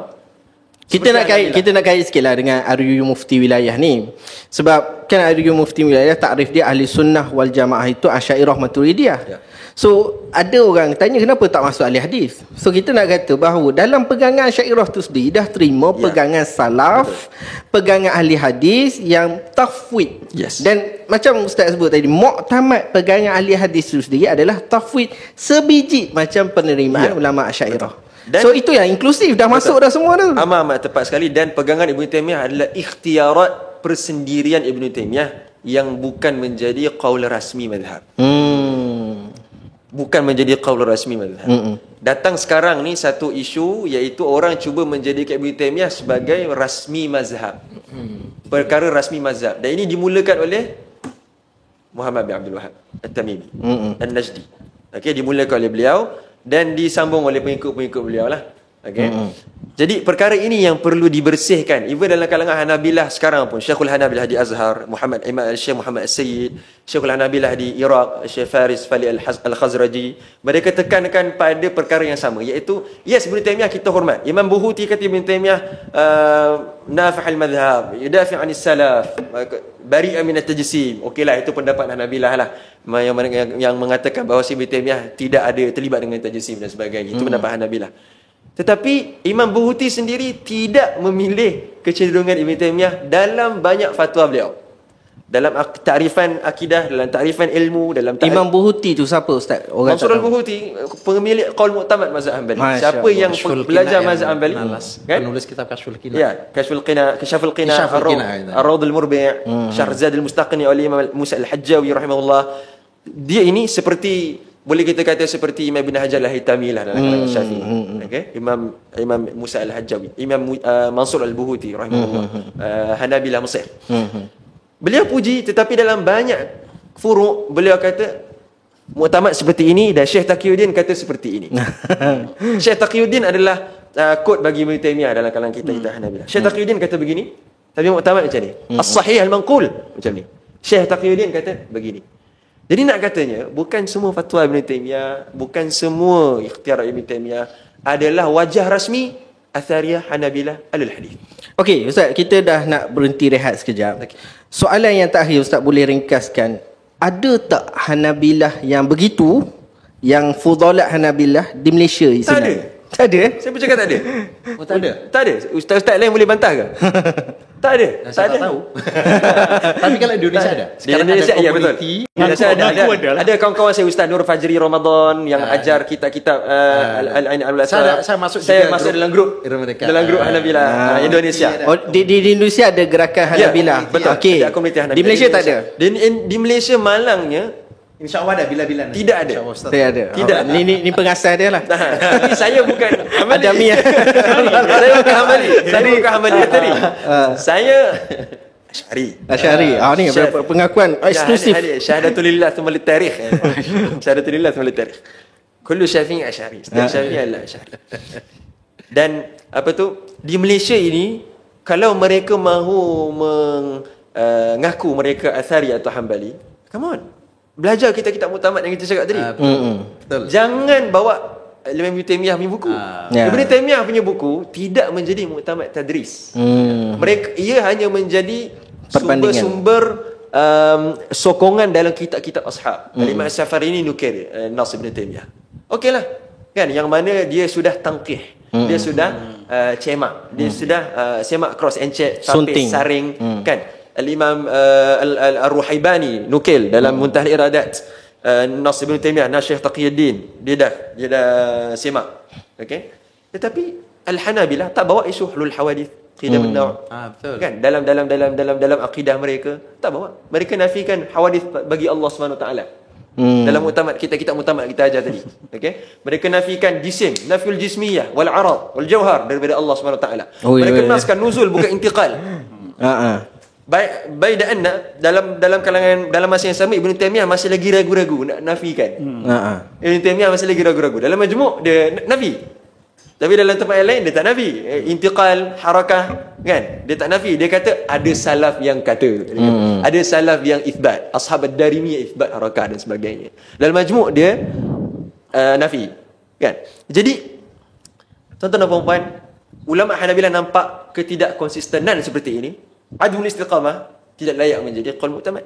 Betul. Itu bukan qaul. Dia tak ada manhaj. Ya. Dia ada manhaj, tetapi dia tidak ada istiqamah.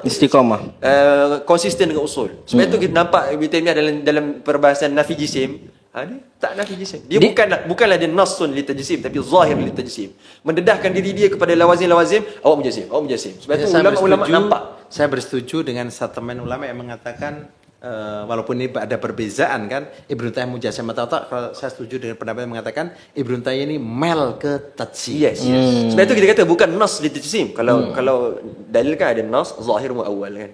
Kalau nas memang satu makna saja, tak ada makna lain. Bukanlah Ibnu Taimiyah kata Allah jisim, tak, tapi dia kata dengan pelbagai modus manhaj dia, hujah dia dalam Bayan Talbis Jahmiyah, dalam Minhajus Sunnah Nabawiyah, memang ke arah itulah yang dia nak cakap. Cumanya dia akan selamatkan diri dia dengan nafikan di tempat lain. Laisa kamitslihi syai'. Dengan tafsiran dia yang unik terhadap laisa kamitslihi syai' pun dia boleh menangkan bahawasanya dia tu sebenarnya mal ila tashbih, tak ada masalah. Sebab dia ketatkan, dia spesifikkan, dia takhsiskan makna laisa kamitslihi syai', bukan seperti Ahlussunnah wal Jamaah al-Asy'ariyah. Dia Ahlussunnah Asy'ariyah ni kita ada kitab kita kan, macam kita ada tertib kitab Ummul Barahim, syarahnya, Jauharah syarahnya, kemudian hasyiah. So manhaj ahli hadis sebenar, Hanabilah sebenar ada begitu juga. Ya, ada begitu. Tapi Wahabi tak ada. Wahabi tak adalah. Mereka belajar kitab-kitab risalah-risalah yang ditulis oleh Muhammad Abdul Wahab, dan mereka angkat kitab-kitab Ibn Taimiyah sebagai matan belajar dia orang. Which is kalau ustaz-ustaz pakar falsafah, masya-Allah, ada pakar falsafah di Saudi yang baru dia, Sultan Al-Umairi, Syekh Sultan Al-Umairi yang baru. Even dia tu ditahzir oleh ulama. Mutakallim salafi. Oh ada. Mutakallim salafi. Maksudnya baru timbul. Nak membela Salafiyah Wahabiyah dengan metod kalam, dengan metod nazar. Proses evolusi ni. Ya, dengan metod nazar. Even Sultan Al-Umairi ini pun ditahzir oleh Abdullah Sa'ad, ditahzir oleh Badr Al-Utaibi, yang kibar, yang dianggap kibar Wahabi Salafilah sekarang. Sebab ini bawa kalam Ibn Sina dalam syarah kitab betul. Ini bawa kalam Ibn Al-Farabi dalam syarah Aqidah Hamawiyah. Lain macam ahli kalam dia. Okay. Jadi Sultan Mary sendiri cakap bahawasanya akidah wasithah Ibn Taimiyah, akidah Hamawiyah tidak sesuai menjadi mutun. Tiba-tiba kenapa jadi mutun belajar pula? Orang syarah akidah wasithah, syarah akidah Hamawiyah, syarah Safariniyah, syarah Tadmuriyah, syarah kepada tulab mubtadi'in, tulab mutawassitin. Ini semua kitab-kitab Ra' Ibn Taimiyah, Taqrir Aqadi Ibn Taimiyah. Dia bukan kitab mu'tamad tadris. Kenapa tiba-tiba Wahabi kata Hambali, Athari, Imam Ahmad jadi buku Ibn Taimiyah, jadi kitab yang dipelajari? Itu je dia ada lah. Ya, itu je ada. Tak ada lagi dah. Mereka melemparkan buku-buku yang sebenar mu'tamad. Yang dinyatakan oleh Imam Qadumi tadi adalah sebab mu'tamad tak selari dengan Ibn Taimiyah. Yes, sebab mu'tamad mereka tak selari dengan Ibn Taimiyah, dan mereka menyatakan bahawasanya Ibn Taimiyah lah yang naqaha wa hadzaba dan menyucikan mazhab daripada kotoran-kotoran mutakallimin. Ini mindset dia orang. Itu yang macam Kiai kata, mereka menganggap itu seolah-olah Nabi. Ya, betul. Semuanya apa yang Kiai nukilkan daripada Syekh Abdul Fattah Qadish Al-Yafi, hafizahullah, guru kepada guru-guru kami, insya-Allah. Bahawa Ibn Taimiyah dianggap seperti Nabi. Dia sama kes macam Muhammad Abdul Wahab lah, Ustaz. Maksudnya ada imam zaman tu yang kata ini Nabi Musailamah baru. Dia tak mengaku pun dia Nabi. Cumanya sifat dia yang anggap dia bawa la ilaha illallah. Tak ada orang tahu la ilaha illallah. Seakan-akan dia tanambak, kan? Begitu juga dengan Ibn Taimiyah. Bila ashab dan pengikut dia terlalu angkat dan rajaha perkataan Ibn Taimiyah melebihi salaf, melebihi ikhtiar Abdullah bin Umar, bahkan sahabat Nabi sallallahu alaihi wasallam, kan, melebihi dan sebagainya. Okey. So itu yang orang ada persepsi yang kata Ibn Taimiyah seakan Nabi, dia dalam kalangan dia orang. Bahkan Ibn Rajab Al-Hambali rahimahullah dipulaukan kerana kritik Ibn Taimiyah. Ibn Rajab Al-Hambali dipulaukan oleh ashab Ibn Taimiyah. Itu taraf ketasuban mereka. Antara murid Ibn Taimiyah sendiri, ashab Ibn Qayyim, kan? Tapi tidak pernah belajar kepada Ibn Taimiyah. Itu silap yang ada di apa? Dah jadi macam Abu ya. Ibn Qayyim, kan? Jadi dia ashab Ibn Taimiyah memulaukan Ibn Rajab. Okey. Dan kerana begitu berpegangnya pada pendapat-pendapat Ibn Taimiyah. Okey, Ustaz, kita dah bagi banyak dah masa pada Ustaz sebab menarik sangat, kan. Okey, kita rehat dahulu. Round kedua kita akan datang insya-Allah selepas rehat ini, insya-Allah. Rang undang-undang yang ingin dibentangkan ini mesti kita sokong, kerana ini adalah luhur kita, kerana ini adalah legasi kita, warisan kita. Untuk wilayah persekutuan dan juga Timbalan Mufti mesti mazhabnya Ahlus Sunnah wal Jamaah. Kemudian tafsirkan Ahlus Sunnah wal Jamaah itu dengan Al-Asy'ariyah dan Al-Maturidiyah. Usaha mempertahankan akidah ahli sunnah wal jamaah ini harus melampaui batasan sentimen politik. Sama ada politik kepartian, peribadi. Kalau tengok dekat Facebook, dalam hal agama, semua orang berbicara. Sehingga pembicaraan mufti pun kalah dengan pembicaraan orang-orang di media sosial.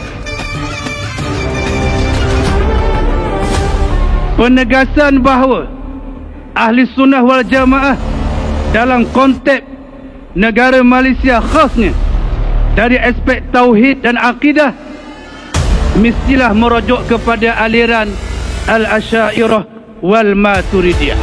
Bila mufti-mufti sepakat sokong RUU Mufti Wilayah Persekutuan tanpa pindaan, kenapa kita masih lagi nak tanya orang lain? Sedangkan urusan RUU Mufti ini datang daripada mufti-mufti. Mereka adalah berbicara dengan dasar ilmu, mereka berbicara dengan bukti, mereka berbicara dengan dalil. Kita sokong mereka. Takbir!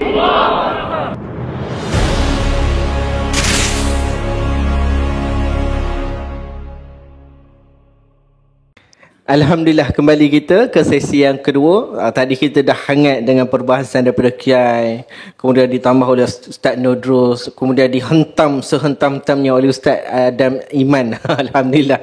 Okey, kita nak balik semula pada Kiai lah. Telah maklum tadi kita bahas tentang Hanabilah. So kita nak bagi nak jelaskan dulu bahawa bila kita sebut ahli hadis, dia akan pergi kepada Hanabilah lah.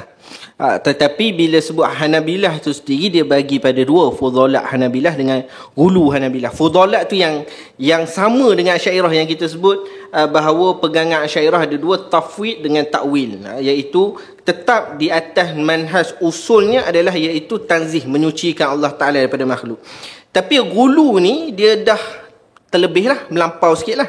So nak tanya Kiai lah, Ibn Taymiyah ni dari segi kitabnya, penulisannya, perbahasannya di belah yang mana? Dia Hambali asalnya, kemudian perbahasannya tu hulu Hanabilah ataupun fudalat Hanabilah. Okey. Bismillahirrahmanirrahim. Membincangkan tentang Ibn Taymiyah. Beliau adalah ulama yang pakar di bidang hadis pun pakar, di bidang fikah pun pakar, usul fikah pun pakar. Tetapi kita mesti mengakui bahwa beliau memiliki kesalahan-kesalahan sama ada dalam akidah maupun dalam fikah, yang kata Imam Abu Zur'ah Al-Iraqi mencapai 60 masalah yang melanggar atau bercanggah dengan ijma'. Nah, tentang Ibn Taymiyah kita tidak akan mengatakan beliau ini 100% Ahlussunnah wal Jamaah. Ada banyak akidah beliau yang bermasalah. Bahkan kalau kita mau jujur, kita mau teliti, tahqiq, sebenarnya Ibn Taymiyah ini multarib. Iya, multarib, betul. Kalau ada tak? Dia memang dalam satu masalah dia hantam tafwid, hantam takwil, hantam tafwid. Tapi kalau kita mau tahqiq, berapa banyak kalam beliau yang isyarat kepada tafwid. Dan saya pernah tulis itu di dalam satu Facebook di Facebook tentang bahwa kalam Ibnu Taimiyah yang sharih itu tafwid. Tapi kata kawan-kawan dari Salafi Wahabi ini bukan tafwid makna, tapi tafwid kaifiyah. Atau ini hanya nukil saja, tidak bermakna bersetuju. Nah, ini kan kacau kalau sudah seperti ini kan. Oke. Ibnu Taimiyah ini ada, kalau kita boleh simpulkan, ada 3 kelompok lah menyikapi Ibnu Taimiyah. Kelompok pertama adalah mereka yang setuju 100% atau mentakdis, mensucikan Ibnu Taimiyah. Bahkan apapun kalam Ibnu Taimiyah akan mereka tolong, akan mereka sokong, akan mereka sokong 100%. Ini kelompok seperti kelompok Wahabi. Kemudian yang kedua Ahlussunnah wal Jamaah, Asy'ariyah, Maturidiyah dan lain-lain. Asy'ariyah, Maturidiyah menyikapi Ibnu Taimiyah ini memang ada 2. Ada yang memang keras, yang mutasyaddid, seperti Imam Ibnu Hajar Al-Hitami, Taqiyuddin Al-Khisni, sahib Kifayatul Akhyar, dan beberapa ulama yang memang mutasyaddid. Karena memang melihat bahwa kalam Ibnu Taimiyah ini mel kepada tatsim, dan mel kepada tasbih. Dia hidup dekat dengan zaman Ibnu Taimiyah. Nah, betul. Jadi ghairah Islamiyah mereka, akidah ini mesti disucikan. Tidak boleh ada pendapat-pendapat yang mengotori akidah yang suci. Karena itu mereka tasdid, mereka keras kepada Ibnu Taimiyah. Tetapi sebagian yang lain ini lebih slow, lebih soft, dalam makna mereka ini lebih mu'tadil. Maknanya Ibnu Taimiyah yang baik kita terima. Makanya kalau kita tengok kitab-kitabnya Syed Muhammad Al-Maliki, ya, kitab misalkan kitab Mafahim, terus kitab Syari'atu Al-Khalidah itu banyak nukil daripada kalam Ibnu Taimiyah, kalam Ibnu Qayyim. Bermakna yang baik kita ambil. Tapi yang kalam-kalam yang menyesatkan, yang bid'ah, yang dhalalat kita tolak. Dan tadi sudah saya sampaikan bahwa Imam Ibnu Hajar Al-Asqalani, beliau salah satu yang lebih i'tidal memandang mu'tadil, memandang Ibnu Taimiyah. Beliau mengatakan dalam takrid kata aluan pada kitab Ar-Raddul Wafir, beliau mengatakan hendaklah ada lelaki yang cerdas, ulama yang cerdas, yang menghimpun kalam-kalam Ibnu Taimiyah, mana yang sesat, mana yang tak, supaya awam ini tahu yang sesat jangan diikuti. Bermakna Imam Ibnu Hajar pun mengiktiraf bahwa ada kesesatan dalam pendapat-pendapat Ibnu Taimiyah. Nah, jadi memang ada dua madhab Ahlussunnah wal Jamaah, memang yang mutasyaddid sampai menyesatkan, tapi juga ada yang ditafsir lah, yang baik kita terima, yang sesat kita tolak. Itu dalam mazhab Ahlussunnah wal Jamaah. Jadi memang tak ada yang mengiktiraf Ibnu Taimiyah sebagai ulama yang betul-betul mewakili Ahlussunnah wal Jamaah. Kalau kita mau jujur, coba misalkan tengok Imam Az-Zahabi ketika ditanya siapa mujaddid tahun kurun berapa? Kurun ke 7-8. 700 lebih kan? 8. Beliau lebih memilih Imam Ibnu Daqiq Al-Id. Dan tidak ada ulama sebelum munculnya Wahabi yang sikit pun tak ada, satu pun tak ada yang mengatakan Ibnu Taimiyah sebagai mujaddid. Mujaddid ini satu pengakuan, pengiktirafan yang bermakna akidahnya lurus. Dan tak ada yang mengatakan Ibnu Taimiyah sebagai mujaddid. Kenapa Az-Zahabi sendiri lebih memilih Ibnu Daqiq Al-Id daripada Ibnu Taimiyah? Guru dia. Walhal kalau kita tengok kalam-kalam siapa? Kalam-kalam ulama Wahabi ini kan, setelah masa salaf tak ada ulama yang berani menampakkan akidah yang hak kecuali selepas munculnya Ibnu Taimiyah. Tapi tak ada satupun ulama yang mengatakan bahwa Ibnu Taimiyah adalah mujaddid. Tak ada kecuali Muhammad Abduh itu saja ulama-ulama mutakhirin, tapi ulama dulu tak ada. Ini menunjukkan bahwa memang akidah Ibnu Taimiyah bermasalah. Walaupun dari sisi yang lain beliau ada kebaikan, ada manfaat, kita akui itu. Tetapi kita juga mesti secara jujur mengakui bahwa memang ada yang bermasalah daripada akidah Ibnu Taimiyah. Ahli sunnah kita ni kita kata ada yang tasyaddud, ada yang mu'tadil lah. So yang mu'tadil ni kita kata ada, walaupun kata mu'tadil tapi tak terima tetap, yang sesat. Tetap tapi tak terima. Wahabi itu pergi yang tak sesat ke pergi yang sesat? Wahabi 100% ditolong semua itu. Makanya tadi saya katakan bahwa Ibnu Taimiyah ini dikedudukan seperti makomnya Nabi. Kalau Imam Syafi'i masih boleh ditolak. Sahabat pun kalau bercanggah dengan keyakinan mereka pun akan ditolak, ditakwil yang mungkin takwilnya juga takalluf sekali. Tapi kalau sudah Ibnu Taimiyah sam'an wa ta'atan. Kan begitu ini. Ini yang menyatakan seperti adalah mantan Salafi Wahabi. Bukan kita, mantan Salafi Wahabi. Syekh Abdul Fattah bin Qudus Al-Yafi'i dalam satu kitabnya. Cukup itu saja yang boleh saya sampaikan tentang masalah Ibnu Taimiyah. Jadi kalau ringkasnya, kalau Ibnu Taimiyah dikatakan salah satu daripada wakil Hulatul Hanabilah pun tidak salah. Tidak salah. Wakil lah. Untuk ataupun dia rais sebenarnya.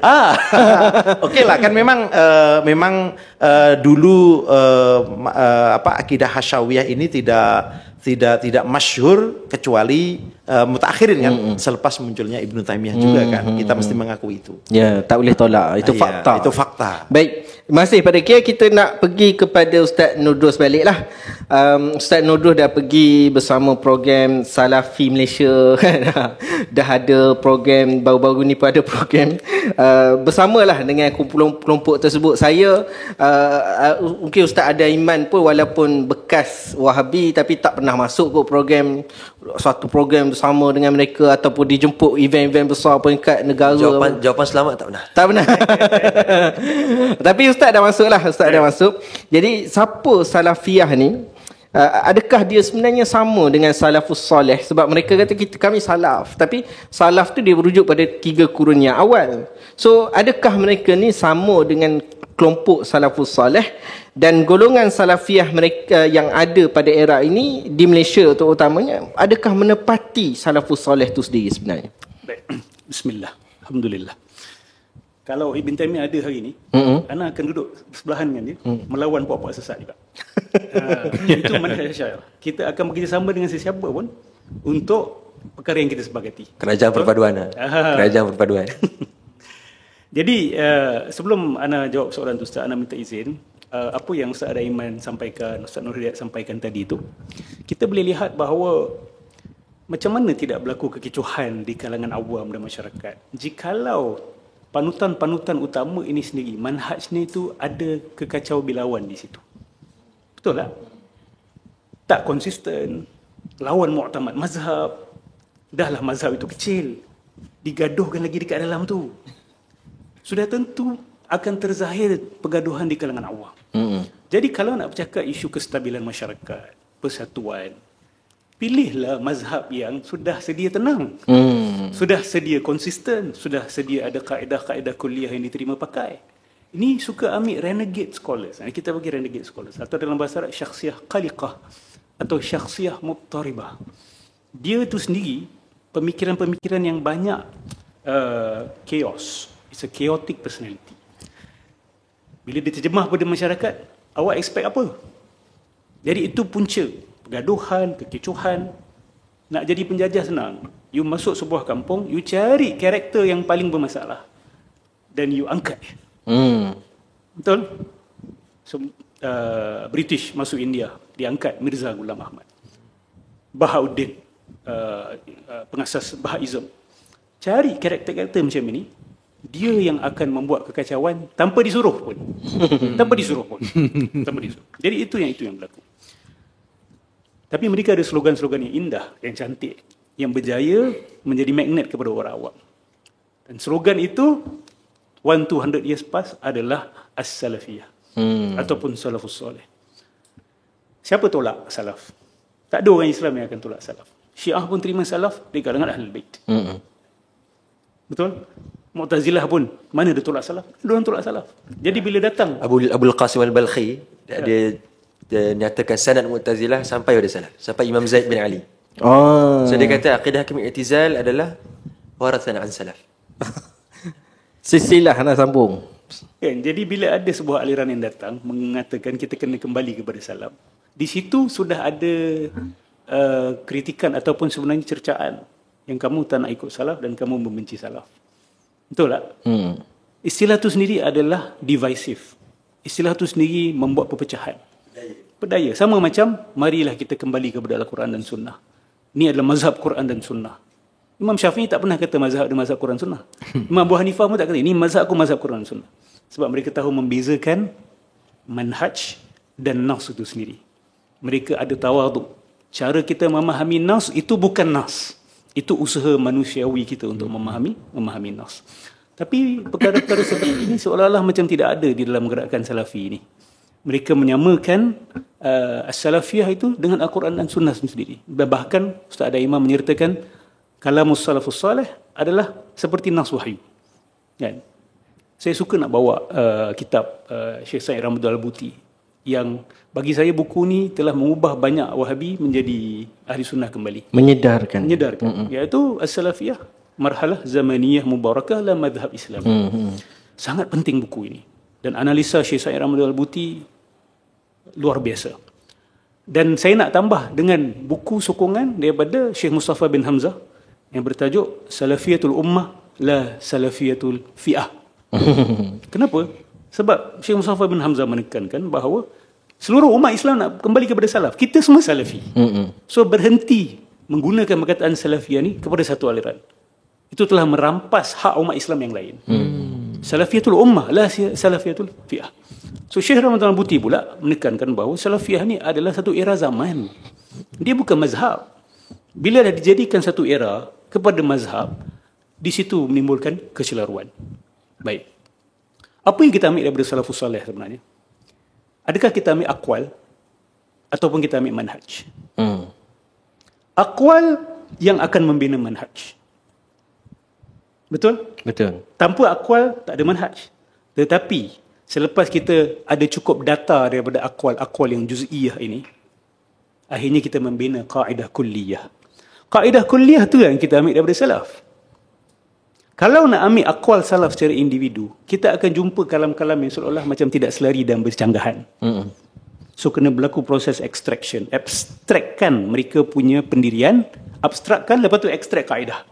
Itu bermaksud mengikut salaf. Tetapi sebahagian pihak menganggap mengikut salaf ni mengikut akwal salaf, dan dia tak terfikir bahawa akwal salaf tu dicanggahi oleh salaf yang lain. So apa dia nak buat pada waktu itu? Contoh macam kalau Imam Ahmad tadi kan, ada ahlul hadis yang lain kata Imam Ahmad patut berhenti. Kata kalam Allah, Al-Quran kalamullah, khalas. Tak perlu kata pun ghair makhluk. Jadi ada ahlul hadis yang tidak bersetuju. Maksud ahlul hadis salaf waktu itu yang tidak bersetuju. So you nak buat apa? Contoh, sebahagian kata salaf tolak takwil. Bagaimana pula Imam Ahmad mentakwilkan ja'a rabbuka, yakni ja'a amru rabbika? Ini adalah takwil yang thabit. Bagaimana pula dengan takwil Ibn Abbas? Kan Allah nurus samawati wal ardh, yakni hadi. Hadi. Ini saya nak kasih satu bom. Allah nurus samawati wal ardh, wajib takwil. Salafi pun terpaksa takwil. Mereka cakap itu tafsir. Tapi mereka tak boleh. Nak panggil tafsir tafsir dia, dan kami kata itu yang kami buat. Kalau mereka buat tafsir, kalau kita buat takwil. Tapi mereka tak pernah membezakan mana apa beza takwil dan tafsir. Itu manhaj yang tak salim, yang tidak ada istiqamah. Bila tak ada istiqamah di sini, di luar juga tak ada istiqamah, berlaku konflik selalu tanpa henti. Jadi as-salafiyah ini yang kita kena ikut adalah mereka punya manhaj. Contoh, kita ambil kisah Jam'ul Quran. Ada orang suka guna cerita ni sebagai mempertahankan konsep bid'ah mereka ataupun yang sebalik dengannya. Kita tengok apa yang terjadi dalam Jam'ul Quran itu adalah para sahabat Nabi SAW. Tidak ada dalil daripada Quran. Tidak ada dalil daripada sunnah Nabi SAW. Secara sarih untuk mengumpulkan Al-Quran dalam satu buku, dalam satu kitab. Apa para sahabat buat? Mereka berfikir, mereka berbincang dan mereka melakukan qiyas. Para ulama yang datang selepas mereka ekstrak manhaj itu. Itu yang telah dilakukan oleh Ahlus Sunnati wal Jamaah. Jadi bila datang golongan salafi ini, tak nak pakai manhaj, tetapi nak pakai aqwal yang mutadarib ini, dan tak mahu buat proses extraction, di situlah akan terus-menerus berlaku chaos di kalangan umat Islam. Jadi seruan kami kepada kawan-kawan salafi kita, come up with a manhaj yang solid. Saya tanya salafi di Malaysia ni, you kata you all salafi.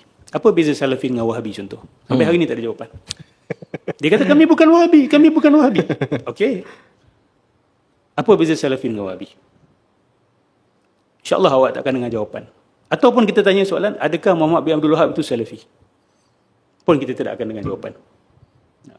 Jadi yang confuse bukan kita. The ball is in your court. You nak kata you salafi, you mengikut mazhab Imam Ahmad ataupun Athari, tolong perjelaskan kepada kami. Adakah kamu bersama mu'tamad mazhab atau tidak? Adakah kamu lebih mengikut Ibn Taymiyah? Adakah kamu lebih mengikut Syekh Muhammad Abdul Wahab?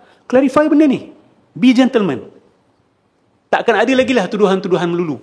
Sebab kamu sendiri sudah menjelaskan. Tapi hari ini, kamu sendiri tidak mahu berterus terang. Dan bila ada kritikan, you akan kata, oh kami bukan itu, kami bukan ini. Tapi bertahan. Kami bukan Wahabi, tapi pertahan Muhammad Abdul Wahab. Kami bukan Taimiyun, kami Hanabilah, tetapi menggunakan aqwal Ibn Taimiyah dan meninggalkan mu'tamad mazhab Hanabilah. Jadi salah ke kami bila kami kata, entahlah, dia orang ni mazhab rojak. Salah kami kan? Salah kami kan? So be frank with us. Ini seruan saya kepada kawan-kawan salafi kita untuk berterus terang dan make decisive decision untuk memisahkan diri awak daripada fitnah-fitnah yang kamu katakan sebagai mendulu. You have to make that decision, not us. Okey, alhamdulillah. Tambahkan sikit ni. Okey, tambah. Ada ulama Hanabilah yang mengatakan itu wajib hukumnya menjelaskan kepada awam beza antara mazhab Salafi Wahabi dengan mazhab Athariyah. Hukumnya wajib. Ada ulama supaya dibezakan. Ada beza. Itu wajib katanya. Ini ulama Athariyah sendiri, ulama Hanabilah. Sebab ni mereka Athariyah sendiri tak terima. Mereka Wahabi Salafi ni sandar pada mereka. Ya, tak terima. Betul, tak terima. Mereka marah itu. Kalian mengotori mazhab Athariyah. Anda dengar Athari di Indonesia pun begitu, saya. Cerita sikit apa yang berlaku. Mereka pun menolak Ibn Taymiyah. Oh ya, jadi di sana itu memang sama seperti sebenarnya yang disinggung tadi, memang dalam Hanabilah itu ada istilah mu'tamad dan ghair mu'tamad. Dan pendapat-pendapat Ibnu Taimiyah ini tidak 100% diterima oleh Athariyah. Maksudnya di Indonesia, Ustaz? Di Indonesia, untuk yang Athariyah Indonesia, bukan yang Wahabi. Dan mereka menolak Salafi Wahabi, bukan bagian dari Athariyah. Sama seperti ulama-ulama Athariyah Timur Tengah atau Azhar lah. Seperti saya Mustafa Hamdi Ulayan, beliau juga diserang oleh Salafi Wahabi. Beliau Athari yang kalau saya cakap ini Athari yang original. Athari yang original yang betul-betul kitab mu'tamadnya adalah kitab-kitab ulama Hambali, bukan yang diadopsi atau diambil maksudnya dari Ibnu Taimiyah. Sementara kawan-kawan kita Salafi Wahabi, mereka mengaku Salafi tapi mengaku Athariyah, tapi kitab yang digunakan selalu kitabnya Ibnu Taimiyah. Jadi kalau menyalahi pemikiran Ibnu Taimiyah, mereka cakap ini bukan Athari. Athari adalah apa yang dipahami oleh Ibnu Taimiyah. Jadi mereka tolak kitab-kitab Hambali. Jadi ada begini, dari Wahabi itu ada tuduhan kepada kawan-kawan Athari yang original. Kalian ini Hambali judud, Hanabilah judud. Kalian menyalahi atau menyalahkan madhab Hanabilah yang original. Kata Wahabi kepada kawan-kawan Athari. Walhal kawan-kawan Athari ini betul-betul mengambil kitab mu'tamadnya Hanabilah, bukan Ibnu Taimiyah. Ibnu Taimiyah bukan kitab-kitab mu'tamad.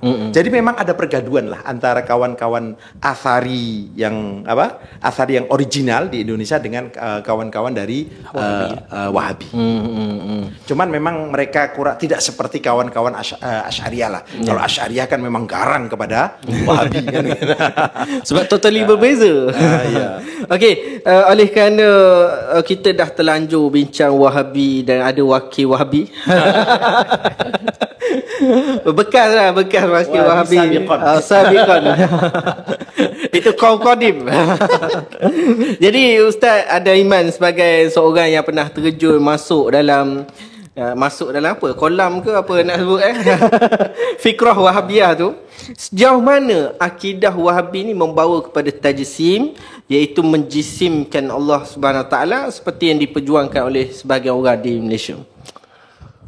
Terima kasih. Bismillah wassalatu wassalamu ala Rasulillah, amma ba'd. Tajsim, seperti mana kita tahu, ada mujassim yang sarih dan ada mujassim yang ghairu sarih. Dan ini dinaskan oleh ulama kita jugalah. Okey, antaranya Allamah bin Hajar dalam Al-I'lam bi Qawati' al-Islam. Ada mujassim yang sarih yang mana memang sepakat kufur lah. Dan ada mujassim yang ghairu sarih. Maksudnya perkataan dia tu dia niatkan untuk isbat lafaz wahyu, tetapi dia tidak melalui satu manhaj atau pemahaman yang ikut nuzar para ulama, so dia terjebak ke dalam tajsim. Kita bagi contohlah istawa, macam mana pemahaman istawa itu soreh dengan tidak soreh, ghairu soreh, yang mana macam mana penerangan dia? Kalau orang yang mujassim yang sarih, dia kata memang betul-betul lah istawa tu duduk, dan duduk tu adalah duduk yang bil mumasah. Kan? Duduk yang memang Allah Ta'ala tu hasyalillah yakuna kadzalika subhanahu wa ta'ala yasifun. Memang duduk. Ada beratnya, ada sampai malaikat ada hadis atid thiqal kan. Allah Ta'ala duduk atas, saya minta maaf saya sebut dalam ada Allah Ta'ala duduk atas aras, kemudian malaikat pemegang aras rasa beratnya Allah Ta'ala kan. Dan ada athar yang kata Allah Ta'ala duduk atas aras sampaikan ada 4 jari baki tinggal, dan itu adalah tempat maqam mahmuda, tempat Rasulullah akan duduk nanti. Itu sorang. Maksudnya Allah Ta'ala lagi kecil daripada aras kan. Kalau ikut macam tu kan. Dan semua ni adalah tajsim yang sarih sebenarnya. Ada seorang lelaki dia kata yadullah fauqa aidihim, maknanya yadun Allah tu, yadun yang kamu faham lah, yadun yang digunakan untuk bai'ah itu sarih atau tidak? Itu saya kena serahkan kepada asatidz sikit. Kalau dia kata yad yang kamu gunakan untuk bai'ah tu sarih kan? Sarih kan? Yadun yang kamu faham. Yang kamu faham. Jadi yang digunakan untuk bai'ah. Membezakan antara taqidnya dan semacam tatbik atau praktikalnya. Kalau kita hanya mengatakan bahwa berlaku zohir lughawi aja, ini itu kaidah yang membawa kepada tasbih dan tatsih. Tapi belum tentu dia musyabbih atau mujassimah. Karena kita ada kaidah lazimul madhab laisa bimadhab. Itu masih lagi kita kena gali dia Tapi punya kalau sudah pegangan mengatakan tangan jarinya ada 5, wah bahaya ini. Sama Ya, kalau contoh sharih ni macam kita ada Syahrastani rahimahullah sebut dalam Al-Milal wan Nihal. Ada tokoh dulu Daud Al-Jawaribi yang memang kata Allah Subhanahu Wa Taala ni memang tangan macam kita lah, siap. Ada apa tu, pembuluh darah apa semua bagai, ada berjanggut, kemaluan saja tak ada. Kan? Kemaluan saja tak ada. Yang lain-lain macam tu lah. Kan itu memang sarih lah. Adapun yang Taimi sekarang ni, mereka segan-segan mahu sebenarnya. Segan-segan mahu. Okay? Segan-segan malu. Segan-segan malu. Segan-segan mahu untuk menyatakan Allah SWT ni sebenarnya sama macam kita dengan bentuk, tetapi mestilah ada beza antara tangan kita dengan tangan dia. Itulah Taimi sekarang. So khada'una, mereka memperdaya kita kan dengan istilah-istilah mereka, laisa kamitslihi syai' walakin nusbitu Allah ma wasafa li nafsihi. Kan kita laisa kamitslihi, tapi kita cakap apa yang Allah Taala cakap saja. Kan mereka seperti itu. Jadi untuk putuskan sarih ke kufur ke apa ke semua ke, kita kena kita berhati-hatilah sebab ada syubhat-syubhat seperti ini. Jadi sejauh manakah dalam ajaran ini Wahabi ini membawa kepada tajsim? To be fair, yang pertama sekali ajaran Wahabi mereka tak fokus sangat pada ayat sifat lah. Wahabism Muhammad bin Abdul Wahab, Syekh Muhammad bin Abdul Wahab dan anak-anak dia fokus kepada isu tauhid syirik.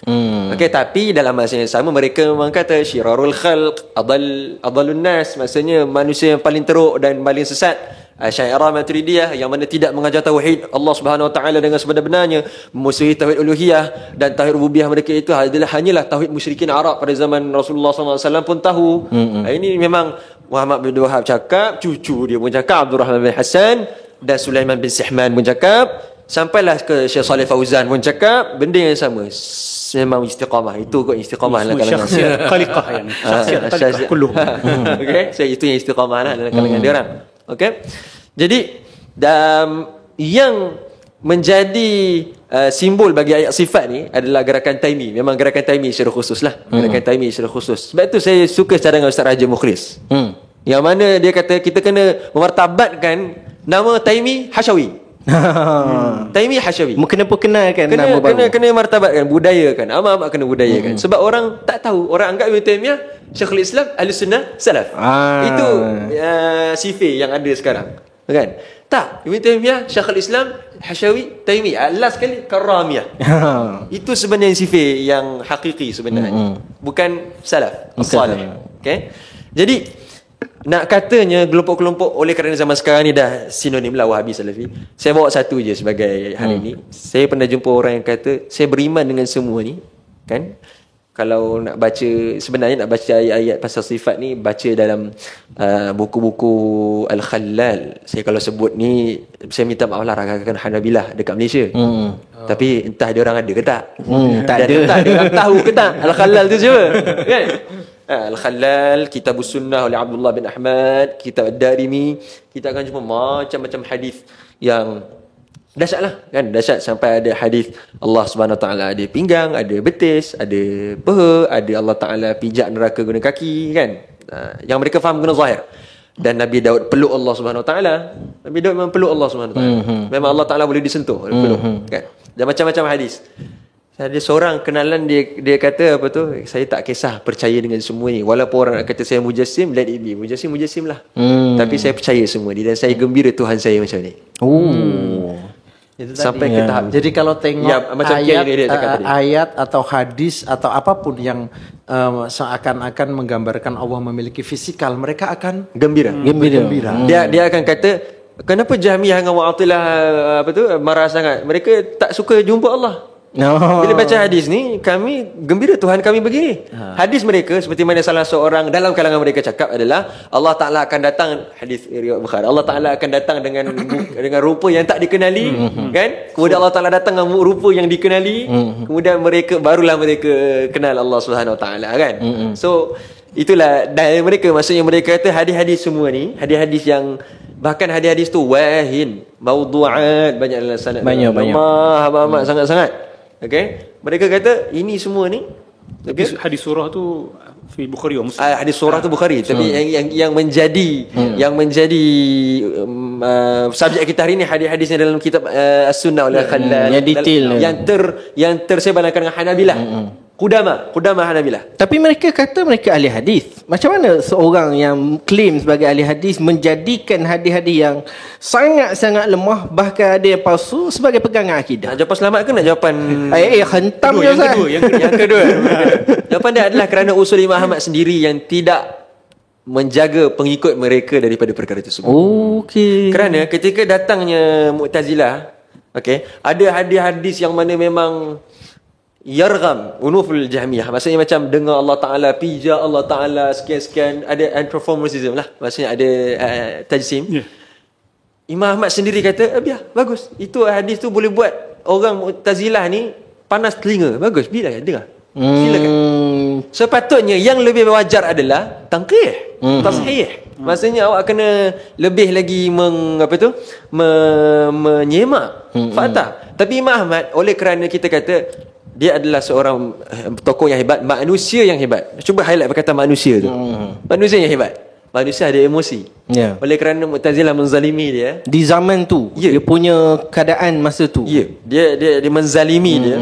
Jadi dia sampaikan sahabat dia ambil rukhsah yang boleh pun, dia tak nak kawan dengan sahabat dia. Dia tahzir macam tahzir ahli bid'ah. Begitu juga dalam isu ni. Maksudnya hadis sahih ke apa ke, dia tak.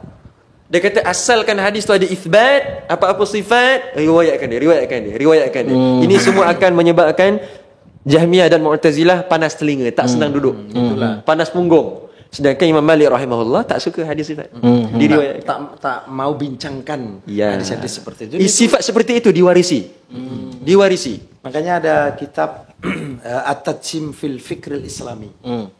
Itu salah satu di antara bab atau tajuknya adalah At-Tajsim fi Fikril Muhadditsin. Jadi memang muhaddis itu ada beberapa muhaddis. Benar. Memang sebab itu papar akidah tasbih dan tajsim. Benar. Sebab itu Kiai membawakan satu isu yang amat bagus untuk diakhirkan, iaitu gelaran ahli hadis bukan satu gelaran penyucian.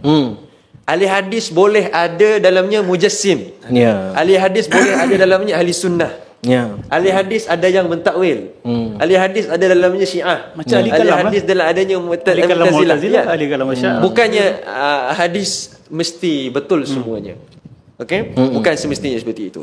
Adapun yang berlaku macam Imam As-Sabuni buat Aqidatus Salaf wa Ashabil Hadis, itu adalah kerana pada zaman itu sebahagian orang besar menganggap ahli hadis adalah watak kebenaran. So dia guna ketika itu sahaja.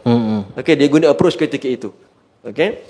Dan fikrah untuk menterhadkan kebenaran dan sunnah pada ahli hadis ini pun sama, adalah sifat yang itijah dipilih oleh Imam Ahmad bin Hanbal. Ketika mana ada orang kritik ahli hadis, Imam Ahmad bin Hanbal kata zindiq.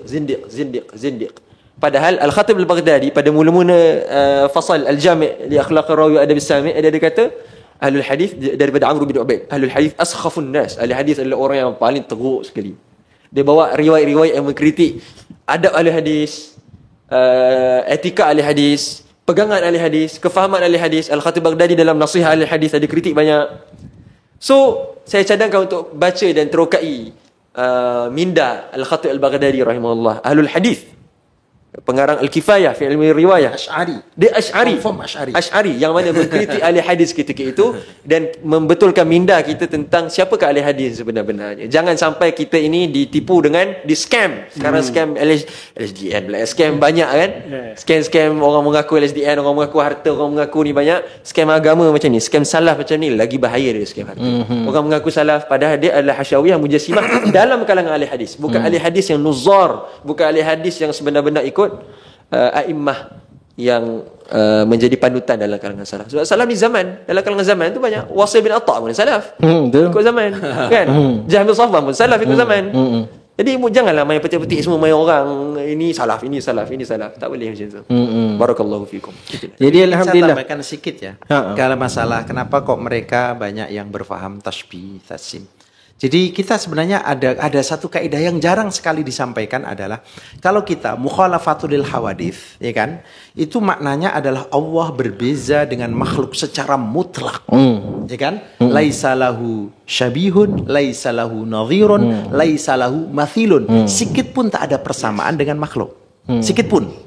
Tapi ada, ini yang kurang populer. Di kalangan Salafi Wahabi ada ulama mereka yang mengatakan yang ditolak adalah mathil. Kalau syabih tak. Mereka akan contohkan buktinya. Allah punya sifat ilmu, kita punya sifat ilmu. Allah punya sifat sama, kita punya sifat sama. Ya kan sama kan? Berarti ada sisi persamaan. Kita jawab itu istirak lafzi. Maknanya 100% beza. Jadi dan ini sering jadi pertanyaan kawan-kawan kita di Malaysia. Jadi kenapa kalau misalkan yat, usbu, kenapa tidak diberlakukan sama seperti sama, basar, kalam dan seterusnya? Yang ini berlaku sebagai menazzohir lughawi, yang ini tak. Ya karena memang beza. Jadi kalau Allah punya sama, kita punya sama, Allah punya basar, kita punya basar, Allah punya iya, tapi itu istirak lafzi. Allah punya kudrat, kita punya iya, tapi itu istirak lafzi. Bukan bermakna 100% sama. Karena kita sudah punya kaidah Allah berbeza dengan makhluk secara mutlak. Laisa lahu syabihun, laisa lahu nadhirun, laisa lahu mathilun. Tapi Wahabi tak seperti itu. Ini yang mungkin kurang disampaikan. Tapi saya tahu ada kalimat dari salah satu masyayikh mereka, kalau tak silap itu Ibnu Utsaimin, yang mengatakan bahwa yang tertolak adalah mathil. Allah tak punya mathil. Tapi kalau syabih boleh saja. So kalau kita kata mereka musyabiah, betul lah. Sebab mereka tak pernah nafi. Makanya tadi musyabiah bukan kalimat yang mutlak jelek kan gitu kan. Karena itu karena lahir daripada fahaman itu tadi. Itu tambahan saja. Ya betul, sebab kalau kita kata kelompok musyabihah ni, mereka menyamakan, menyerupakan, tak sama tapi serupa. So mereka kata serupa tak apa, sama tak boleh. Maknanya kalau begitu musyabihah mereka ni. So kita nak cerita bahawa kelompok ahli hadis, kelompok salafus soleh ada zamannya yang mewarisi pegangan salafus soleh itu semua seperti yang disebutkan dalam sesi yang lepas.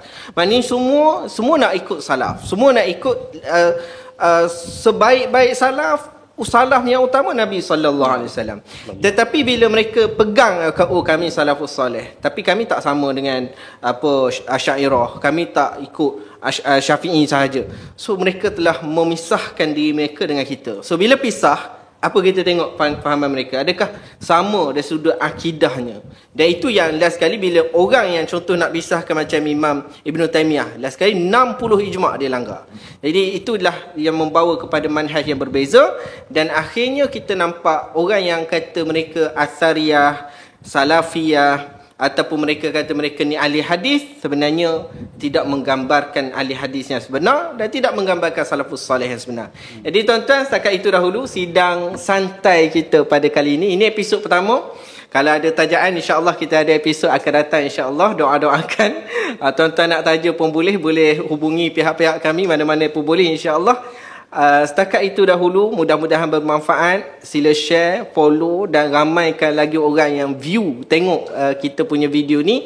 Tuan-tuan nak ambil potong video ni, silakan, supaya manfaat untuk ahli sunnah wal jamaah. Jadi setakat itu dahulu. Wabillahi taufiq wa hidayah.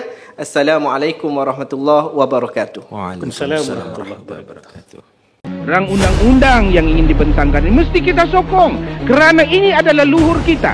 Kerana ini adalah legasi kita. Warisan kita.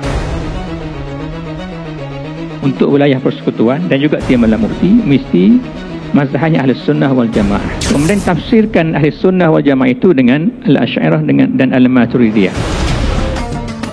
Usaha mempertahankan akidah Ahli Sunnah wal Jamaah ini harus melampaui batasan sentimen politik.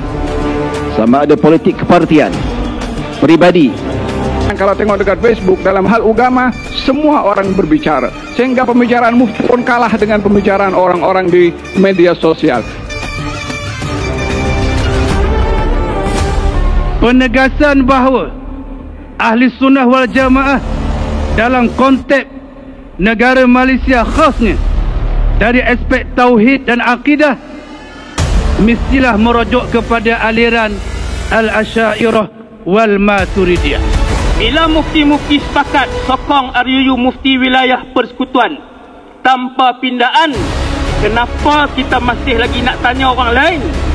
Sedangkan urusan RUU Mufti ini datang daripada mufti-mufti. Mereka adalah berbicara dengan dasar ilmu, mereka berbicara dengan bukti, mereka berbicara dengan dalil.